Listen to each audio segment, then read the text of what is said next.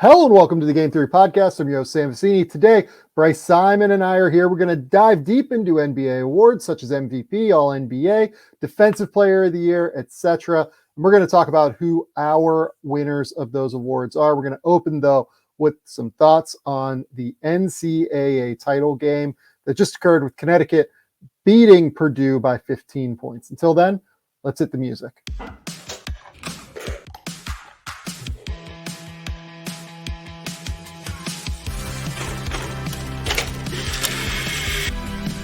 They do have a timeout. Decide not to use it. Way downtown. Bang!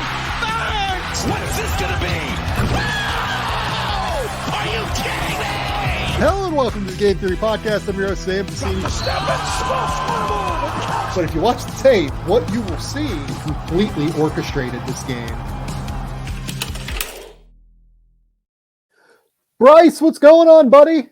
What's up, Sam? I've actually watched another movie since the last time we recorded. Yesterday, Monday, I recorded the Pistons pod, and then we had a gap there between that and the national championship game. So we watched The Little Things, which is a Denzel movie. I don't know if you've seen that one or not. So me and my wife watched that one last night. I have, as Rami Malek. Weird movie, if I remember correctly.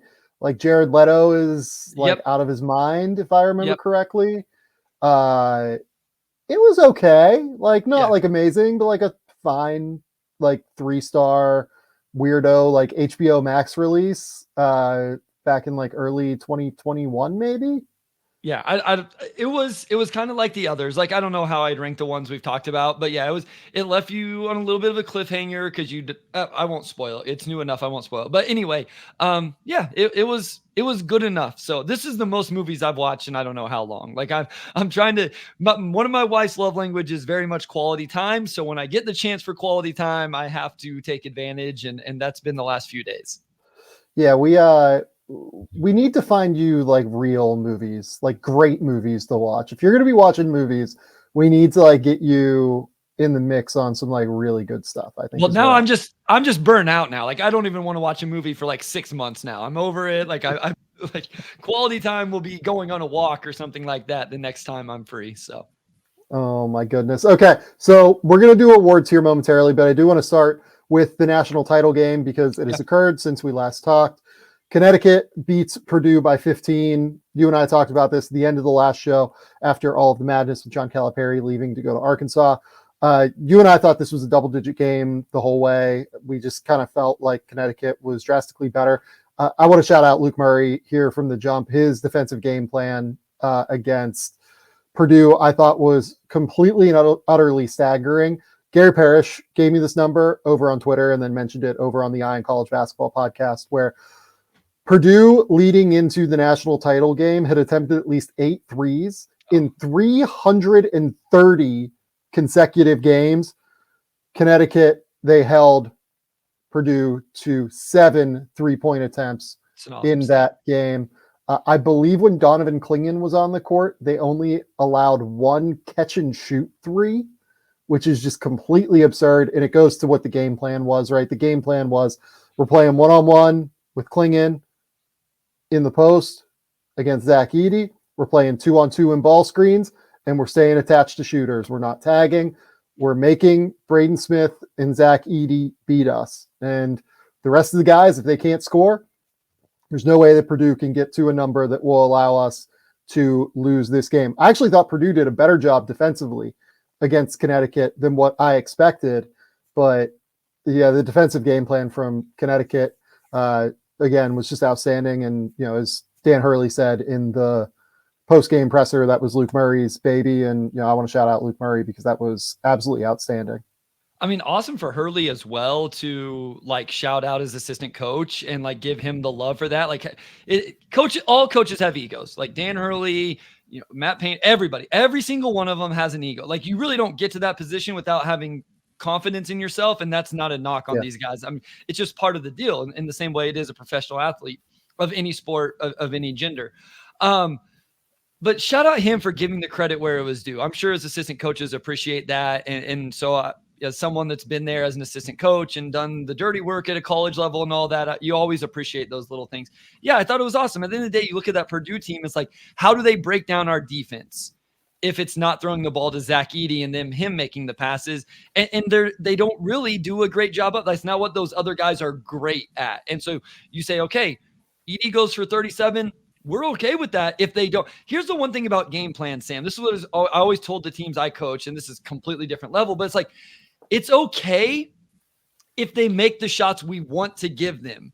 Yep. What the issue is, then when you have breakdowns going outside of that game plan, and then they make some other shots outside of what we want to give them. So like if Purdue would have made 7 threes last night on top of Edey going one-on-one because of random breakdowns or guys going out the scouting report, that's when the issues come. So assistant coaches had a great scout, and then let's give the players some love as well for going in and executing that scout, and not like, oh, I better go double Edey because he has 11 points already. Coaches said this, we're going to believe in it, we're going to stick to it, and throughout the course of the game, it played out perfectly.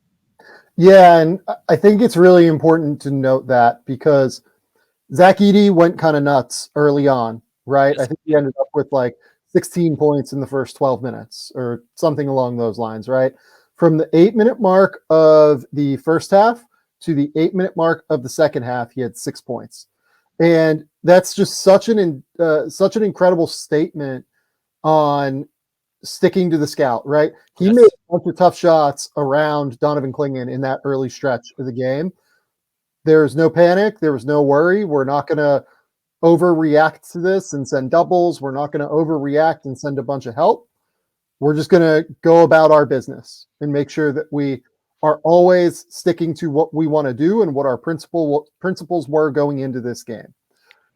And if you notice, right over that stretch, Edey really struggled. Edey went for 37 and 10, I think it was, but he had 15 of those points in the final 8 minutes after the game was already a 17-point game where it was leading. So those, 15 points of those, 37, you can basically throw those in the trash. Right. And some of those were on Alex Caravan when Connecticut went crazy small. And to Edey's credit, he has a lot to do with Samson Johnson and Clingan being in foul trouble and being tired. Yep. But still, a lot of those points were against, 6'8" Alex Caravan. Or some of those. I shouldn't say a lot. Some of those final 15. No, most of them were. Yeah, like most of them were. So I look at what Connecticut did here. I thought it was just perfect. I thought they absolutely nailed everything that they were trying to accomplish in this game, and I think they deserve an immense amount of credit. In terms of where this all leads now, we got to talk about my guy Cam Spencer, because how perfect was it? Like, Cam Spencer comes out, drills like 3 shots in the first 5 minutes. He gets on the floor, like has a bunch of important moments. Just an absolutely perfect Cam Spencer game to finish on. Ton of contested rebounds. I think he's an NBA player. I get it that he does not look the part. The way that I explain Cam Spencer to other scouts that are just like, okay, you're really just going to have to sell me on this, right? Okay, your worst case scenario here is that he's a 40% three-point shooter, and he's definitely a 40% three-point shooter. We've seen it over the course of his career across like multiple levels now. That's your worst case scenario. Your best case scenario is that you have this guy who's a 40% three-point shooter who also goes and gets all these crazy contested balls, also like hits the offensive glass occasionally, defensive rebounds in a really underrated way, and then goes and just like battles and fights on defense, and then can actually like go off the bounce a little bit more than what I think he gets credit for. He had that awesome like scoop finish over the top of Zach Edey, or around Zach Edey, I guess, that was really, really impressive. I just think he's an NBA player. I've been saying it for 9 months though, so like I might be pot committed at this point. Yeah, this is my first year like fully doing this for like 12 months, like watching these guys last year over the summer and then building throughout the year and having a full big board and all of that stuff. So I'm going to learn a lot of lessons that you learned years ago, Sam, because you've already forgot more than what I'm learning this year. But I will say the 2 most impressive things from Spencer last night were those, one, the attack from on Edey where he like scoop finished it. Also, the way he manipulated Edey in the first half that got clean in the dunk. So he got into the lane, I think maneuvered around his guy, and then showed his eyes in the ball to get Edey to attack, because Edey doesn't always overcommit to block shots. He got Edey to commit, and then he dumped it off right away. So he has those nuanced things. Listen, if you tell me he ends up like he's going to end up on an NBA roster, right? Like he's going to be a two-way guy for somebody, even if it's undrafted free agent, whatever. Like we can bicker on that stuff. And then like once we get past the top 30, it's whatever. Like if he's a second round guy for some people, great. But I think I'm with you. At least he's a two-way guy. Does he shoot lights out, and the toughness and the rebounding and all that translates? Then you end up on a roster and you get a chance. So I'm not quite as all in as, pot committed as you say, but I'm definitely further along than I would have said 2 months ago. And that's a testament to just how great he's been. Yeah. Most outstanding player, Tristan Newton. I thought he was fantastic in terms of getting timely buckets when they were necessary. I mean, this is a real question for you. Like, which one of those two do you like for the NBA more, Tristan Newton or Cam Spencer? I was in on Newton for a little while. I don't know that I have one above the other. Probably Spencer just a little bit, but not a lot. I think that the things that Spencer does off the ball in terms of loose balls, shooting, rebounding translate a little bit better to me than Tristan's on-ball game. Yeah. Being an on-ball player is the hardest thing you can do in the NBA, right? Like the standard for that is just so ridiculously high. I do think Tristan Newton is a second-round pick. I probably will have Cam Spencer ahead of him on my personal board, but that's a statement on, Tristan Newton being really good as well, and Cam Spencer just being a player that I want on my team. Like the easiest way for me to explain Cam Spencer is don't tell me what he can't do. Tell me like what he does that allows him to be impactful, right? Every single time he's on the court, he's a monster shooter. He makes great decisions, and he goes and like attacks every loose ball and has that gene that allows him to like just know exactly where the ball is going to be at all times, right? Those are all super valuable things in today's NBA. So I get that he's not athletic. I get that he doesn't look the part. Those things matter at the end of the day. No, they do. And I said this last episode when we talked about Mark Sears. At some point, we can't keep putting 6'1", 6'2", 6'3" guards in the NBA. Like we can't put all of these dudes in the NBA. Like they're not all like, there's just not enough spots for those guys. Now there's more than I thought. Remember, like I think 6 months ago, I sent you a text like, Sam, guess how many 6'3" and under players that have played this many minutes or whatever. And it was more than both of us thought. So it's more than I thought, but I see, okay, Mark Sears is climbing now. Jamal Shed, Tristan Newton's a little bit bigger, but he's skinnier, Cam Spencer, et cetera, et cetera, et cetera. AJ Mitchell, like all of these guys. It's like, okay, how many of these guys can go? I like these guys, just maybe not Cam Spencer as much as nobody likes Cam, but you know what I mean? Like I like these guys. I just feel that we have to be careful how many we project. I feel the same way about bigs. Like how many, I always feel like I have too many bigs, even in the first round, let alone all of it together. Whereas with wings, it's like, there's never enough, right? Like you can never have too many wings and forwards. And I know people hate that, but I feel like that's a little more true. Maybe I'm overthinking it in that way. Well, speaking of the wings, I want to call out Alex Caravan. Sure. I thought that his game in the title game and in the Final Four was actually like as translatable as you will find a like off ball, 4-man who's like a shooter, like play, right? Like I thought he was incredible on defense from the second half of the Alabama game fully like through. He's not like some monster on-ball defender, but he is elite in every single way, shape, and form as an off-ball team defender who just finds a way to get into those gaps, get into the space, really confuse the space, play cat and mouse with guards as he did against Alabama, switch and communicate and really contest shots in a team way, play 1-on-2 on the weak side against shooters. I think he is so good on the defensive end of the court. And he shoots it like he's 40% 3-point shooter, right? So being 6'8" and being able to do all of that, and he has like some real length. I think he has like a 7-foot wingspan as well. I am really wondering if he gets through the draft process this year, and I would imagine he'll at least test and declare. I'm like really interested to see him kind of go through it and for teams to have him in and kind of get a feel for where it is. CJ Moore and I did top 25. We have him returning right now. Part of that reason is that I think that he is a potential first round pick. If he comes back and like adds even more off the bounce, he's added something every year at Connecticut that he's been there. Next year will be his 4th if he does go back. I'm really, really impressed with Caravan, and I'm wondering if teams look at it as, a potential, if we could get him to stay in the draft at 32 and give him a guaranteed deal, is this something that's like a marginal advantage for us down the road, getting him at that pick value?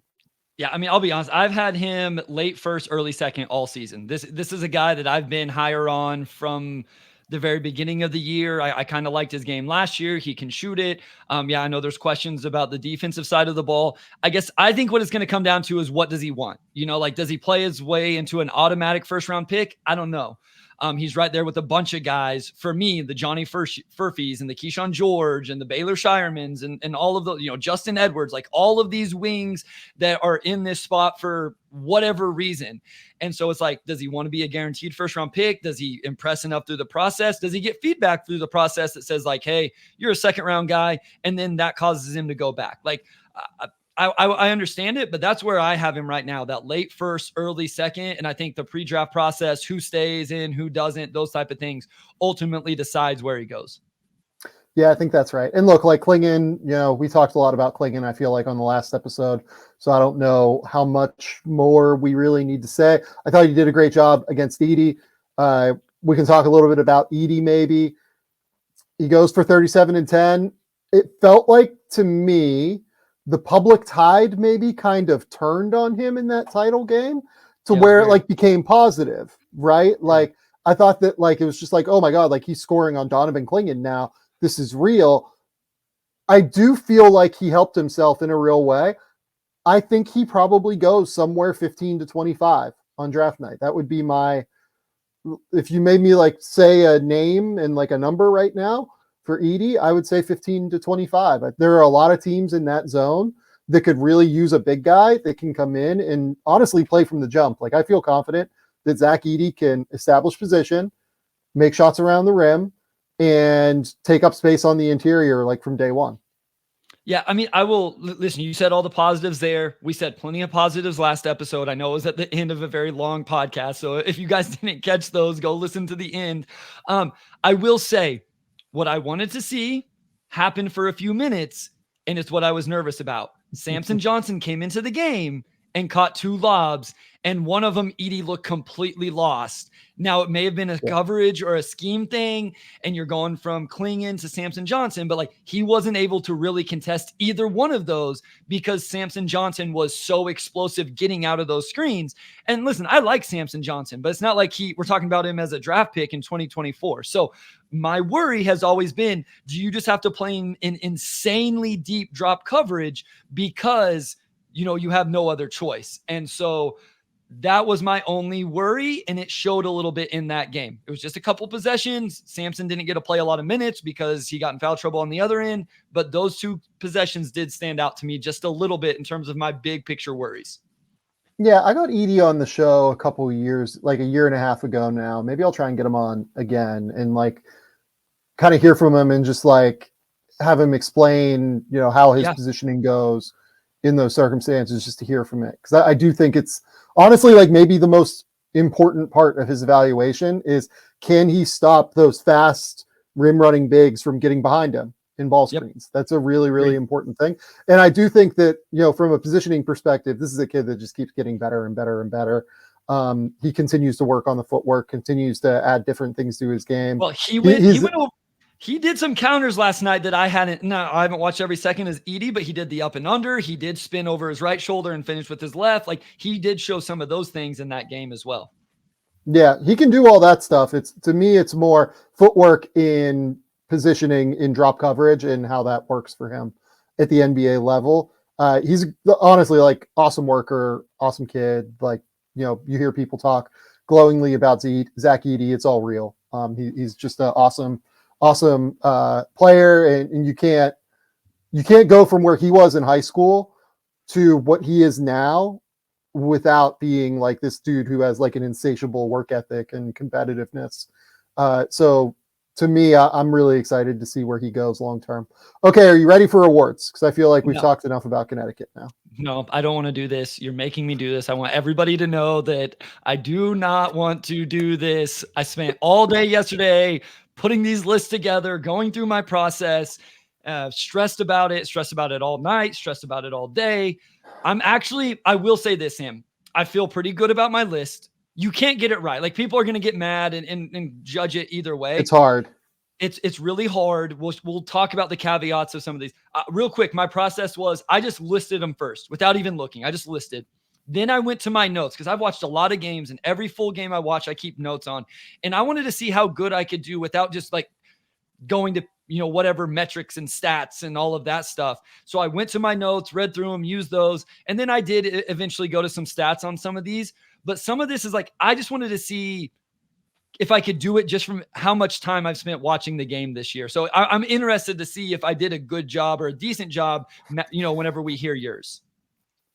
Yeah, so slightly different. And look, I've done this already this year. Like, I think the last one we did was like the mid-season one with Schlecht. And where I ended up was I brought my lists forward this time. I added in, like, filled them out. And then I like really kind of dug in and dove deep into the numbers, into the different batches of tape that I have, kind of everything, in order to really try and come up with like a holistic feel for all of it, I guess. And the thing I struggled with most was all defense, like by far. That was the hardest thing to try and come together with. I ended up like fine on defensive player of the year. I ended up fine on first team all defense, because I narrowed that down to like 6 names. I felt really good about. All NBA, I was able to like come to a first team pretty quickly. And then I got it to like probably 13 names that I felt like, okay, I need these 13 names. And then it was down to like 8 or 9 guys for 2 spots. Yeah. And that was really hard. But yeah, it was really interesting to try and like sort through and filter through all of this. Let's do it. Let's just kind of jump in here, and we'll start with MVP, because MVP is the one that I think people are probably most interested to hear in. I really like strongly tried to come through this holistically. If you're watching on YouTube, you'll see a graphic that I've kind of created on screen here. I've color coordinated them. I came down to 4 candidates for MVP. No surprise here, right? I think there is a tier of 4 guys that are ahead of the others. Nikola Jokic, Shai Gilgeous-Alexander, Giannis Antetokounmpo, Luka Doncic. If you look at all of the straw polls, things like that, it seems like Nikola Jokic is going to win this award. So, frankly, because of that,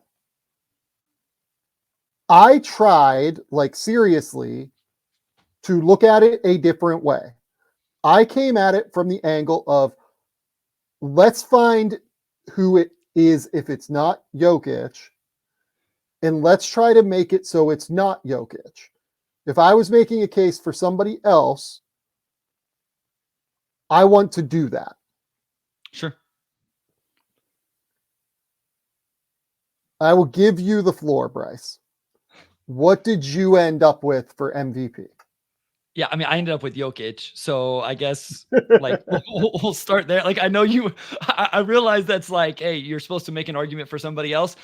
to me, it came down to SGA Luka, because I had SGA solidly, like I had SGA really in there with Jokic for a little while. And then I was like, SGA is definitely number 2 for a little while after that. I went back and forth. So my 5 for all first team all NBA was pretty easy, but deciding who was number 2 between SGA and Luka was tough. I had Luka initially. I actually ended up moving SGA back up to second, and it's really close between those two for me. I don't know that I can make an argument for either of those over. I think Jokic is the best player in the world, and he's done it throughout the season. Luka's made a strong case. Ultimately, Sam, I gave SGA like the tiebreaker in regards to his team winning more games, and I think he's better defensively. I do not think Luka has made as big a ground and jump defensively as what others have given him credit for. I've listened to people who watch him every single night say that, and they probably know better than me. But the games I've watched, it's still the argue the officials, not get back on defense. And I realize I'm nitpicking here, but that's what we're doing when we're talking second, third place. MVP. Right. Yeah, we're talking about MVP. There was just too many, like, I don't get back on defense because I want to bark at the official and stuff like that. That I don't think it's just like annoying. I think it's actually impactful. And so I gave SGA the slightest of nods based off team record and the defense he provides. Okay. So I also ended up with Jokic. Here's the reason why. Because if part of the reason that I decided to do this the way I did it, in terms of let's find an answer that isn't Nikola Jokic, is because when you look at all of the advanced numbers, Jokic is actually 4th in most of them at this point. For instance, if you look at estimated wins, he has 17. Luka Doncic has 18. Shai Gilgeous-Alexander has 18.7. Giannis has 17.2. EPM plus 6.9 versus SGA at 8.7. Luka 7.7. The reason that I kept coming back to Jokic at the end of the day is that when you watch him, I think he is very clearly dictating the game at a higher level than all of these guys. The best way that I can explain this is that, people look at the touch numbers and say, oh, well, like Luka Doncic and Nikola Jokic, like Jokic is just as ball dominant as Luka in some way, shape, or form, because at the end of the day, he ends up with 101 touches per game, and Doncic only ends up with 91.7 touches per game. The difference in the time of possession that they have the ball per game is staggering. Yeah. Luka averages 8.4 minutes per game on the ball. Jokic averages 4.8 minutes per game on the ball. Shai is at 6.9 minutes per game on the ball. Their seconds like per touch is just so much different, right? And to me, when I watch Jokic, that style of play, despite how often he touches the ball, is infectious to the rest of his team. Yeah. That allows them to be as special as they are on the court. And, Luka is unbelievable. Shai is unbelievable. I don't mean this to diminish them because of how special they are on the ball. I just believe that when I watch Nikola Jokic, it feels like Denver is operating at a bit of a different plane than these other teams. Even, you could say like, because Luka has the ball so much, he's more important to this, more important to that. I don't think so. Like when I watch Denver, it's very clear that, yeah, they have talented guys, Jamal Murray, Michael Porter Jr., Aaron Gordon. Like you can look across the starting lineup, Kentavious Caldwell-Pope. Like there are so many guys that are so good on that team. It falls apart without him in every way, shape, and form, which means he's just as important as those other guys to me. If you took him off the team, that team's probably a playoff team, right? They probably are, in the, 8 to 10, 8 to 12 range, I guess, right? Probably more like 8 to 10, and they make the playoffs. But the whole thing falls apart without Jokic. So I don't think you can make a more valuable to his team based argument against Jokic. Well, I also just don't believe that you can look at what Jokic does on the court and just not be like impressed with how this guy is like basically like figured out basketball. He could score every time down. Like, I truly think he could score and create a shot every time down the court if he wants to. Well, I was going to say, I watched him play the Pistons in person, and he essentially was like, hey, I'm just not going to score tonight because it's the Pistons and I don't need a score. And he just went out and got a whole bunch of assists. You know what I mean? And so like he can just, and that's the end of the day. I subscribe to this specifically with this award in terms of winning. And this is going to come into play with who my fifth person is. It's going to come to play a little bit on second and third team. And then I'm going to contradict myself a little bit because my third team I hate so much, but I didn't know what to do with it. But like at the end of the day, his team is still one of the best in the NBA. And yeah, maybe there's a little bit of bias for me in terms of, listen, I like watching Luka do his thing. It is fun. I don't know that there's many people I like watching more than Nikola Jokic. Like it's incredible the way he processes the game. He dictates everything, all of that. And in the same way, I really like watching SGA as well. And maybe that's a complete Thunder thing, but he is just so good. And he is so valuable. I think you have to be careful sometimes too with people say, oh, well, who's more valuable to their team? Well, like, then why aren't we talking about Victor? Because what the Spurs would be a dumpster fire if Victor wasn't on the team, something like that. The problem is they are a dumpster fire with him, but like they would be even more of a like that team would not win like 6 games in the NBA this year, I think. Yeah. But you know what I mean? Like, yeah, that was a bad example since they're still really bad. But you know what I mean? Like it's not Jokic's fault that he has good players around him. Like I can't discount him because the team around him is better than the team that's been constructed around Luka Doncic. Like I will not hold that against him. So I did end up with Luka at 2. Sure.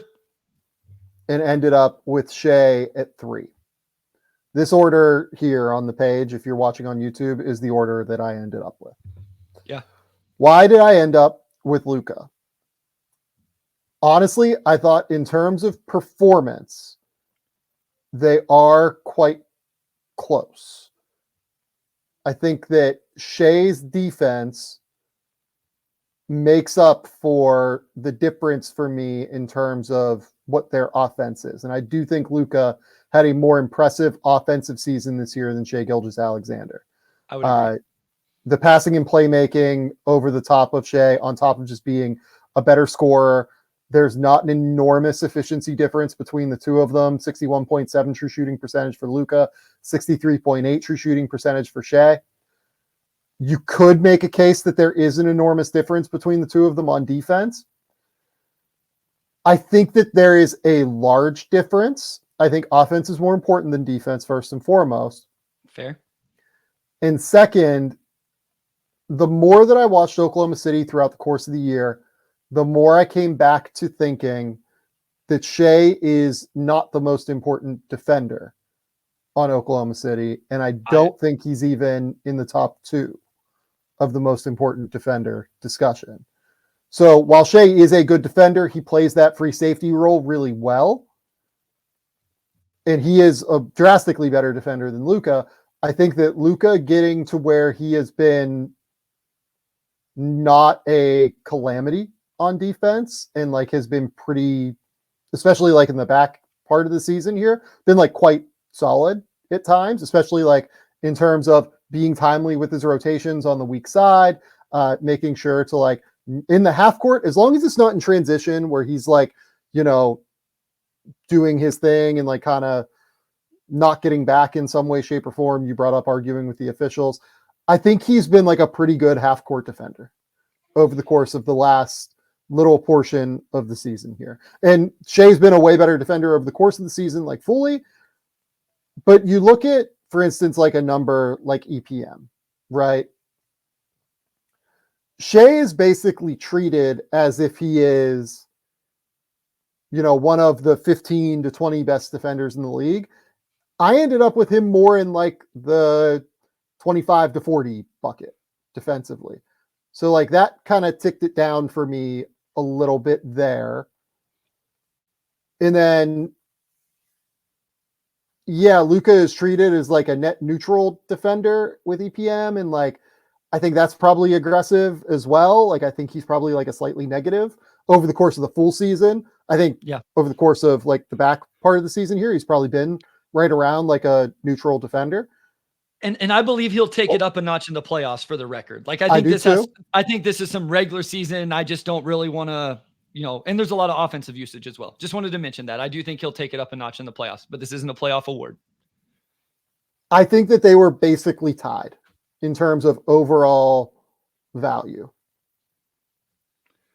And I did give Luka the nod ahead because I do think he is slightly more important to what Dallas's success is than Shea is. Look, they're both like impossibly good, and they're both so incredibly more valuable to each other's team's success than like everybody else in the league. I just think that Oklahoma City can survive a little bit better without Shea than Dallas can without Luka. And that gave me the slight nod, especially given that right now they're 6 games apart. By the end, they could end up, 4 or 5 games apart. And that's like not an enormous chasm anymore between the two teams' performances. No, that's like I said, I had him right there at one point in the last 24 hours or 36 hours I've worked on this. I had Luka at number 2. I did. And I even went through the process of, I think when I had Luka at 2, I said, what if Luka was in the defensive scheme that SGA gets to play in? Because we'll touch on this a little bit more. I'm interested to see if we have the same Thunder player as the one that we had the highest on our list. Like I was like a Thunder player is made an all defensive team for me, but and it's not SGA. So I wonder, like, Luka could be really good in this off-ball roaming role where I just jump passing lanes and do those things. Now I still think SGA would be better on the ball than Luka, but. So I thought about that. I thought about offense weighing more than defense and all the usage that Luka has to take and how incredible he's been. Like, I took it all into account. Essentially, my tiebreaker came down to, I do think SGA is that much better than Luka because at the end of the day, they are in the schemes they're in, and the Thunder have been better than the Mavs, even if it is somewhat close. So those were my tiebreakers that ended up with SGA still finishing second. But like you said, it's not like I'm not going to be mad at anybody who says Luka over SGA at 2. Like I have no like crazy rebuttal to that. Yeah, I don't either. If you want to put Shea at 2, like you're not going to hear me like argue fully against it. I went with Luka at 2. I think it's like, I think it's really, really close. Yep. I'll give you the floor on Giannis. What did you think of Giannis this season? Yeah, so I have him 4, just like you as well. I mean, I think a lot of attention has come down to, this Giannis and Dame thing not working the way everybody wanted it to or thought it was going to or whatever. But I mean, at the end of the day, he's still putting up crazy numbers. I mean, I think you had it like 60% from the field this season for Giannis. So, I mean, I didn't really consider Giannis in terms of, and I know like some of these advanced stats are going to go against what I'm about to say, Sam. I didn't put Giannis in that conversation in terms of like, oh, could I have Giannis too? Do I think would I put him over SGA or would I put him over Luka? I didn't really consider that. So I guess that speaks to where I kind of had a tier break with Giannis. With that said, I also had him solidly number 4. So, it was like there was no question whether he's going to be on my first team All NBA. I mean, Giannis is still doing his thing. Probably has had to take a bigger defensive role, even though the defense overall as a team isn't as good or as what people wanted, but there's no perimeter defense on that team. So that puts a ton of pressure on him and Brook Lopez. Yeah. Trying to kind of settle where, so I did consider Giannis in the group of 4, right? Like I really went through and like really tried to like say, why would it not be Giannis? Right. Because again, you look at Giannis's numbers, he is averaging 30.7 points, more points than Shea. He's averaging 6 more rebounds than Shea and just like under 1 more rebound than Jokic, right? He's averaging the most blocks here. He's shooting 61% from the field, which is the highest out of any of these guys, right? His true shooting percentage is higher than all of these guys, right? So like statistically, there's like a real that's what made me like really put Giannis into this conversation. Sure. Because yeah, you look at the numbers here. There's a real case for it. I did not end up with Giannis in my top 3 because the Bucks season has just been messy. I think he's been the one constant of that team that has like really brought it every night and deserves his flowers for doing so. But the Bucks have been messy, and that's not his fault. Like you brought up the perimeter defenders, right? That's honestly probably their biggest issue right now. Yeah. But the fact that he hasn't built the chemistry yet with Lillard going into the playoffs is actually like this incredibly important thing that does, in my opinion, diminish his season in some way, shape, or form, right? And when we're talking about 4 guys here that are as close as they are, the whole thing with Nikola Jokic, right, is like his synergy with his teammates is and always has been just like utterly elite, right? To me, Luka Doncic, like the synergy he's built with Kyrie Irving throughout the course of the season on the ball has been fantastic. Shai Gilgeous-Alexander on both ends of the court, with the way that the Thunder's offense rolls, I think it's like just so sublime in a lot of different ways. So I ended up with Giannis at 4, honestly, for reasons that might not be his fault. Sure. Like truly, like we might, if someone wants to like come at me for that, I will say like, you know what? I don't know that it's Giannis's fault that their perimeter defense is abhorrent and that he never built real consistent chemistry in the way that we hoped for throughout the course of the season with Lillard.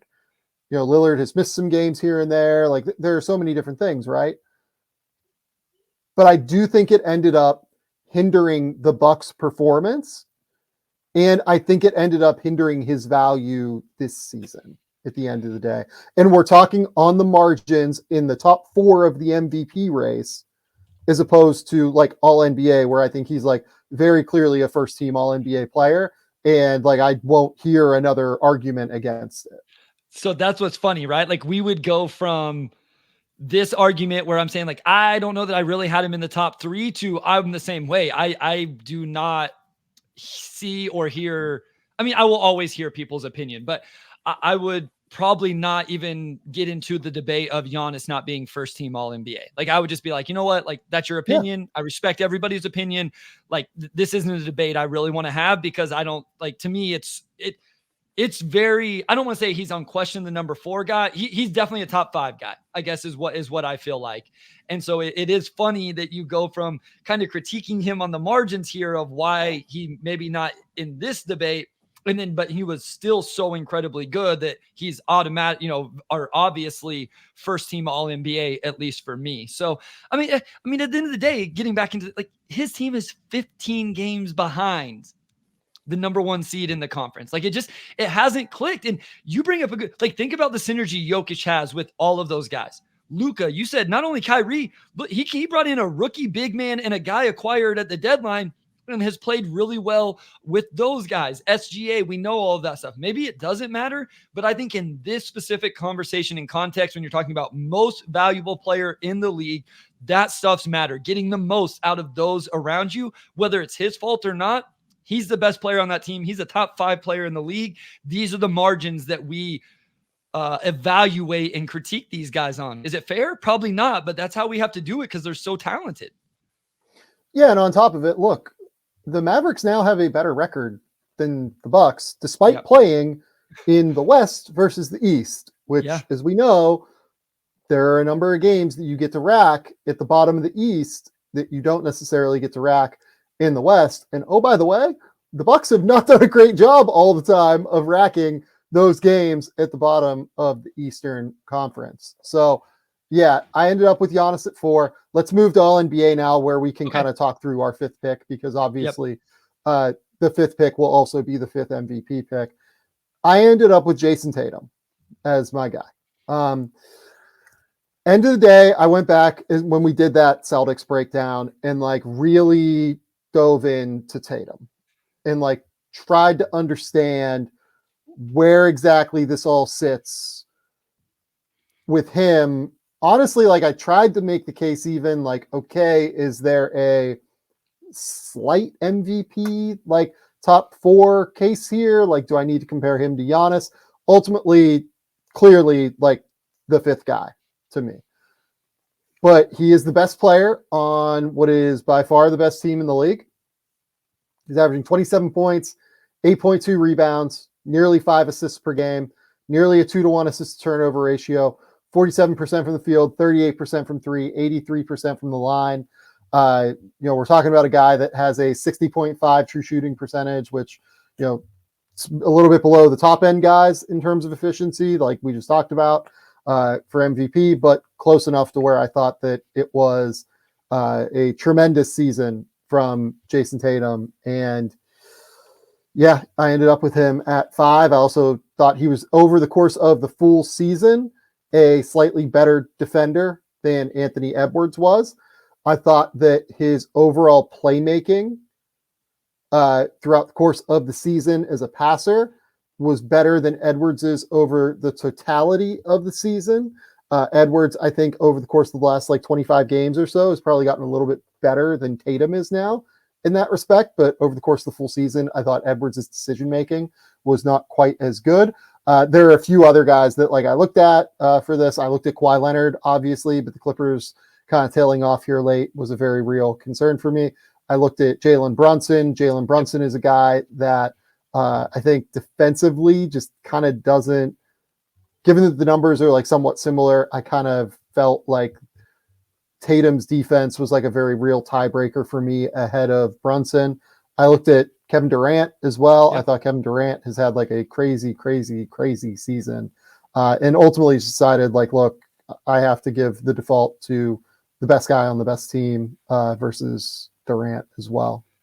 Yeah, I mean, so I started with, this team is incredible. We've talked about it the last couple episodes. We broke it all down. I gave the stats and the numbers. Their lead in their conference has gotten even more than what it was whenever I looked it up. I went over the past 30 years and how many teams had done that. And he's the best player on that team. So I started there. Here's what I don't want to get lost is all of the other stuff you said. And I don't have a whole lot to add to it, Sam. But let's not get lost in, he's the best player on the best team. No, he's also the best player on the best team, averaging 27, 8, and 5, putting up the best efficiency of his career at 47% from the field, 38% from 3 on crazy 3-point volume, gets to the free throw line almost. Producing all of that while playing on a loaded team as well. Kristaps Porzingis had a great year. Derek White, Drew Holiday, Jaylen Brown, obviously, who we might talk about here. There are a lot of guys on that team that are utterly fantastic, and he is still getting his efficiently, and is still the best player on the best team, whose numbers line up with everybody else's numbers in this world. Yeah, and I say, and then over 80% from the free throw line. So yeah, that's exactly right in terms of he's putting up. It's not like we're going, oh man, he's only averaging 22 and 5 rebounds and 3.5 assists, but he's the best player on the best team. And so he's incredible. He's really good. And I know people, I see the memes every day as I scroll Facebook or Twitter or whatever of, all these jokes about the last eclipse and how many championships or something like that, whatever they are. And it's again, guys, it's a regular season award. I do not care. I did not weigh or value last season's playoffs, what I think is going to happen in this season's playoffs, any of that stuff. It did not come into consideration. If you want me to weigh that stuff, then tell me to do it after the playoffs. My opinion was the regular season, and Sam, the totality of the regular season, the whole thing. At some point, we're going to talk about Tyrese Halliburton. And it's it was a great start to the season. It didn't end well. Well, it's his hamstring. That's not my fault. I have to judge Tyrese Halliburton based off the way he's played, irregardless of that stuff. And it sucks. But again, there's some really, really good players in our league, some really talented. Jason Tatum has been there all year long on a team that is 15 games ahead in their conference. Okay, so for second team All-NBA, I ended up with a group of 8 guys for 5 spots, basically. Okay. So I had 13 guys where I was like, I need to have these 13 on an all NBA team. Sure. Those players are Anthony Edwards, Kawhi Leonard, Jalen Brunson, Domantas Sabonis, Anthony Davis, LeBron James, Stephen Curry, Kevin Durant. People are going to hate us so much. Why? Because like our second team is probably going to be exactly the same, and our third team is going to have at least 3 of the same names. Yeah, look, I mean, I think that it should, right? Like, I don't know if our second team will be the same. Like, we'll kind of go through this here in a second. Yeah. But it'll probably be close. But like, look, we're talking about a group of 8 players for 5 names. So of course it would be like relatively close, right? Sure. Yeah. So the 5 I came to were Kawhi Leonard, Kevin Durant, Anthony Davis, Jalen Brunson, LeBron James. Oh, okay. We do not have the same. Okay, good. Great. So we have 4 of the 5. I would imagine LeBron is your 5th that you do not have. Say yours again. Anthony Edwards, Kawhi Leonard, Yep. Jalen Brunson, Kevin Durant, LeBron James. Oh, yeah. So I was thinking that there was 2. Yeah, it's just 1. LeBron James, I do not have second team. He's my first third team. Okay. So, yeah, again, like pretty close. Give me your 5. The same 4. So definitely different order. Like, I don't know if you're listing yours in order. I did. I'm not. Okay. I had Brunson, Edwards, Kawhi, KD, and then I actually put Sabonis as my last second team guy. So for what it's worth, I think that's probably going to be the popular opinion here on this. I ended up with Sabonis 13th out of the 13 personally. I love what Sabonis has done. Defensively and like, frankly,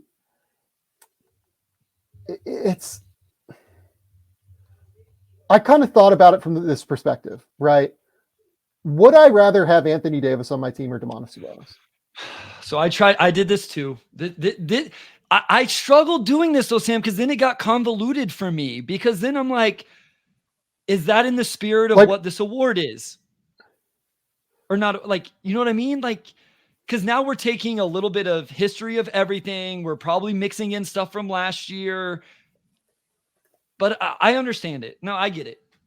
Honestly, based purely on the way they played this year, like which one of those players would I rather have on my team?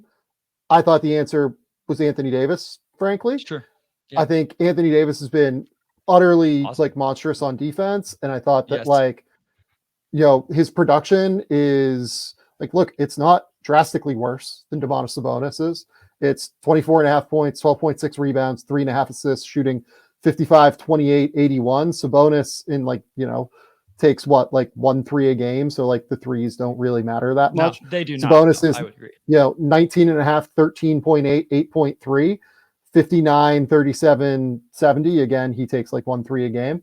So like, yes, offensively, I would certainly give the advantage to Sabonis, right? Like I think he's been fantastic on that end, and his rebounding is really important. Obviously, he's such a hub for that team at the elbows and at the top of the key, and with the way he's able to just like bully guys on the block. He's so critical to everything they do in terms of offensive execution. I just think that interior defense that Anthony Davis brings, and you're going to see that like I have Anthony Davis in my top 3 for Defensive Player of the Year as well. Like to me, that was slightly more important, but you know, both of those guys are guys I have on the third team. Edwards, Kawhi, Brunson, KD. Let's talk about them first, maybe, because those are the 4 that we agree on. Yep. Anthony Edwards has been fantastic, especially in this back half of the season, keeping the Timberwolves afloat without Karl Anthony Towns to rely on offensively. I think he has been a critical cog for everything that they do offensively. Jalen Brunson, the Knicks would be nowhere without Jalen Brunson. I think that's just like kind of an easy person to add here.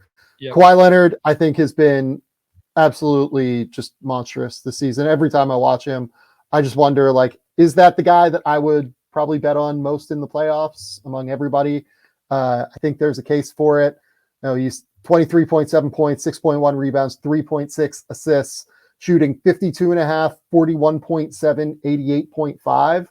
Like if he would go on like some crazy hot streak here at the end of the year where he got like 15 free throws a game or 10 free throws a game, he might be able to get to like a wild, 50, 40, 90 season with 24 points per game. And obviously he'd have to play. He's dealing with the knee injury right now, but he's qualified. He's at 68 games played that qualify for this thing. So he counts. And then Kevin Durant, I mean, the more that I watched Kevin this year, 27 points, 6.7 rebounds, 5.2 assists, 52, 41, 86. The more I kind of thought like this guy might actually be like the 5th MVP guy. Sure. If you made me say like the guy that I think was 6th, it probably was Kevin Durant for me. His defense has been so important for keeping Phoenix afloat between him and Nurkic on the perimeter, on the interior. I think that what he has done this year, just as a shot maker, as a scorer, also improving, like continuing to make strides as a passer. I know that he averaged, probably, 5 assists per game for the last little while, but I don't know, like I just felt like his passing and like the more that he played with Devin Booker and, Bradley Beal throughout the course of the season, I felt like their timing was just like a little bit more on point for him, like when he got doubles and things like that. So I ended up with KD as like a very clear guy to have second team. Yeah, and I mean, I look at this and you go back to the standings, right? It's easy to be like, the Knicks are right there fighting for the 3 seed and the Suns are just barely hanging on. They may be in the play-in, but when you look at the record, the Suns are 46-32, the Knicks are 46-32. Like I probably have Jalen Brunson a little higher than maybe others would, or maybe sure. Like I just think like what he's had to endure this year for that team with all of the injuries and everything they've dealt with, especially here of late, keeping them afloat. Even in a Eastern Conference that's not very good outside of the top team. I just think he's been incredible. And maybe this is a little bit of when somebody exceeds your expectations, Sam, maybe you give it a little more credit, right? It's like, I know Kevin Durant's incredible, and maybe you start to not appreciate it as much as what you should. So maybe there's a little bit of that for me with Jalen Brunson and even Anthony Edwards to an extent compared to what Kevin Durant and Kawhi. I will say a month or two ago, I had Kawhi like flirting with that top 5, like as a surprise number 5 guy for MVP. And it just hasn't finished off the season the way I thought it was going to whenever things were going really well then. I agree with that. They've tailed off just a little bit here recently, and that's okay. So LeBron James, I think, is averaging like 27 points, 8 rebounds and like 7 assists or something crazy since the All-Star break. Over the course of the season, 25 points, 7 rebounds, 8 assists, shooting 54, 41, 75 has just been a total monster. It feels like every single time he takes the court, he's just put simply like one of the all-time great players and continues to be at that level. If you wanted to have him third team, I think it's totally reasonable. I just couldn't get Sabonis to the point where I felt like he was like, look, LeBron takes possessions off on defense, but like when LeBron locks in, like he is still, I think, a more impactful defender than Sabonis. And I do think that offensively, LeBron was a bit more valuable than Sabonis was this year, just due to the scoring at the end of the day. You know what I struggled with? And this is where I think maybe I started to overvalue the winning stuff or question things too much. It's like, okay, well, the Lakers in the 9 right now, and I'm going to have a second team and a third team if I put LeBron second team, you know what I mean? And, spoiler alert, I'm going to have 2 Suns players on this. And then it's like, okay, well, do I want to, I end up with 2 Celtics players, but I was like, then I have to have 2 Celtics players. I can't justify that, but I'm not putting 2 Wolves on it. Like now I have to add Rudy Gobert into the mix because the Wolves are playing for the 1 seed. We haven't even mentioned a second Nuggets player, which again kind of speaks to Jokic, I think, to an extent. You know what I mean? Like then it just got, again, I'll use the same word. It got convoluted for me. And so then I did try to just default, who do I think the best players are? And that's where I finally just stopped overthinking. I think LeBron's really good. I think AD is very good. They both end up on the third team for me. And I felt a little more comfortable with that in terms of where they're at in the rankings. And again, we mentioned this as well. It's not like their season has been a travesty. They are 11 games over 500 as we record this. So third team here, Sabonis, AD, Stephen Curry. I have Devin Booker. And then I did reward Jaylen Brown as well. 15 for 15. Okay, that's good. I like that. Couple words here on, let's go with Stephen Curry.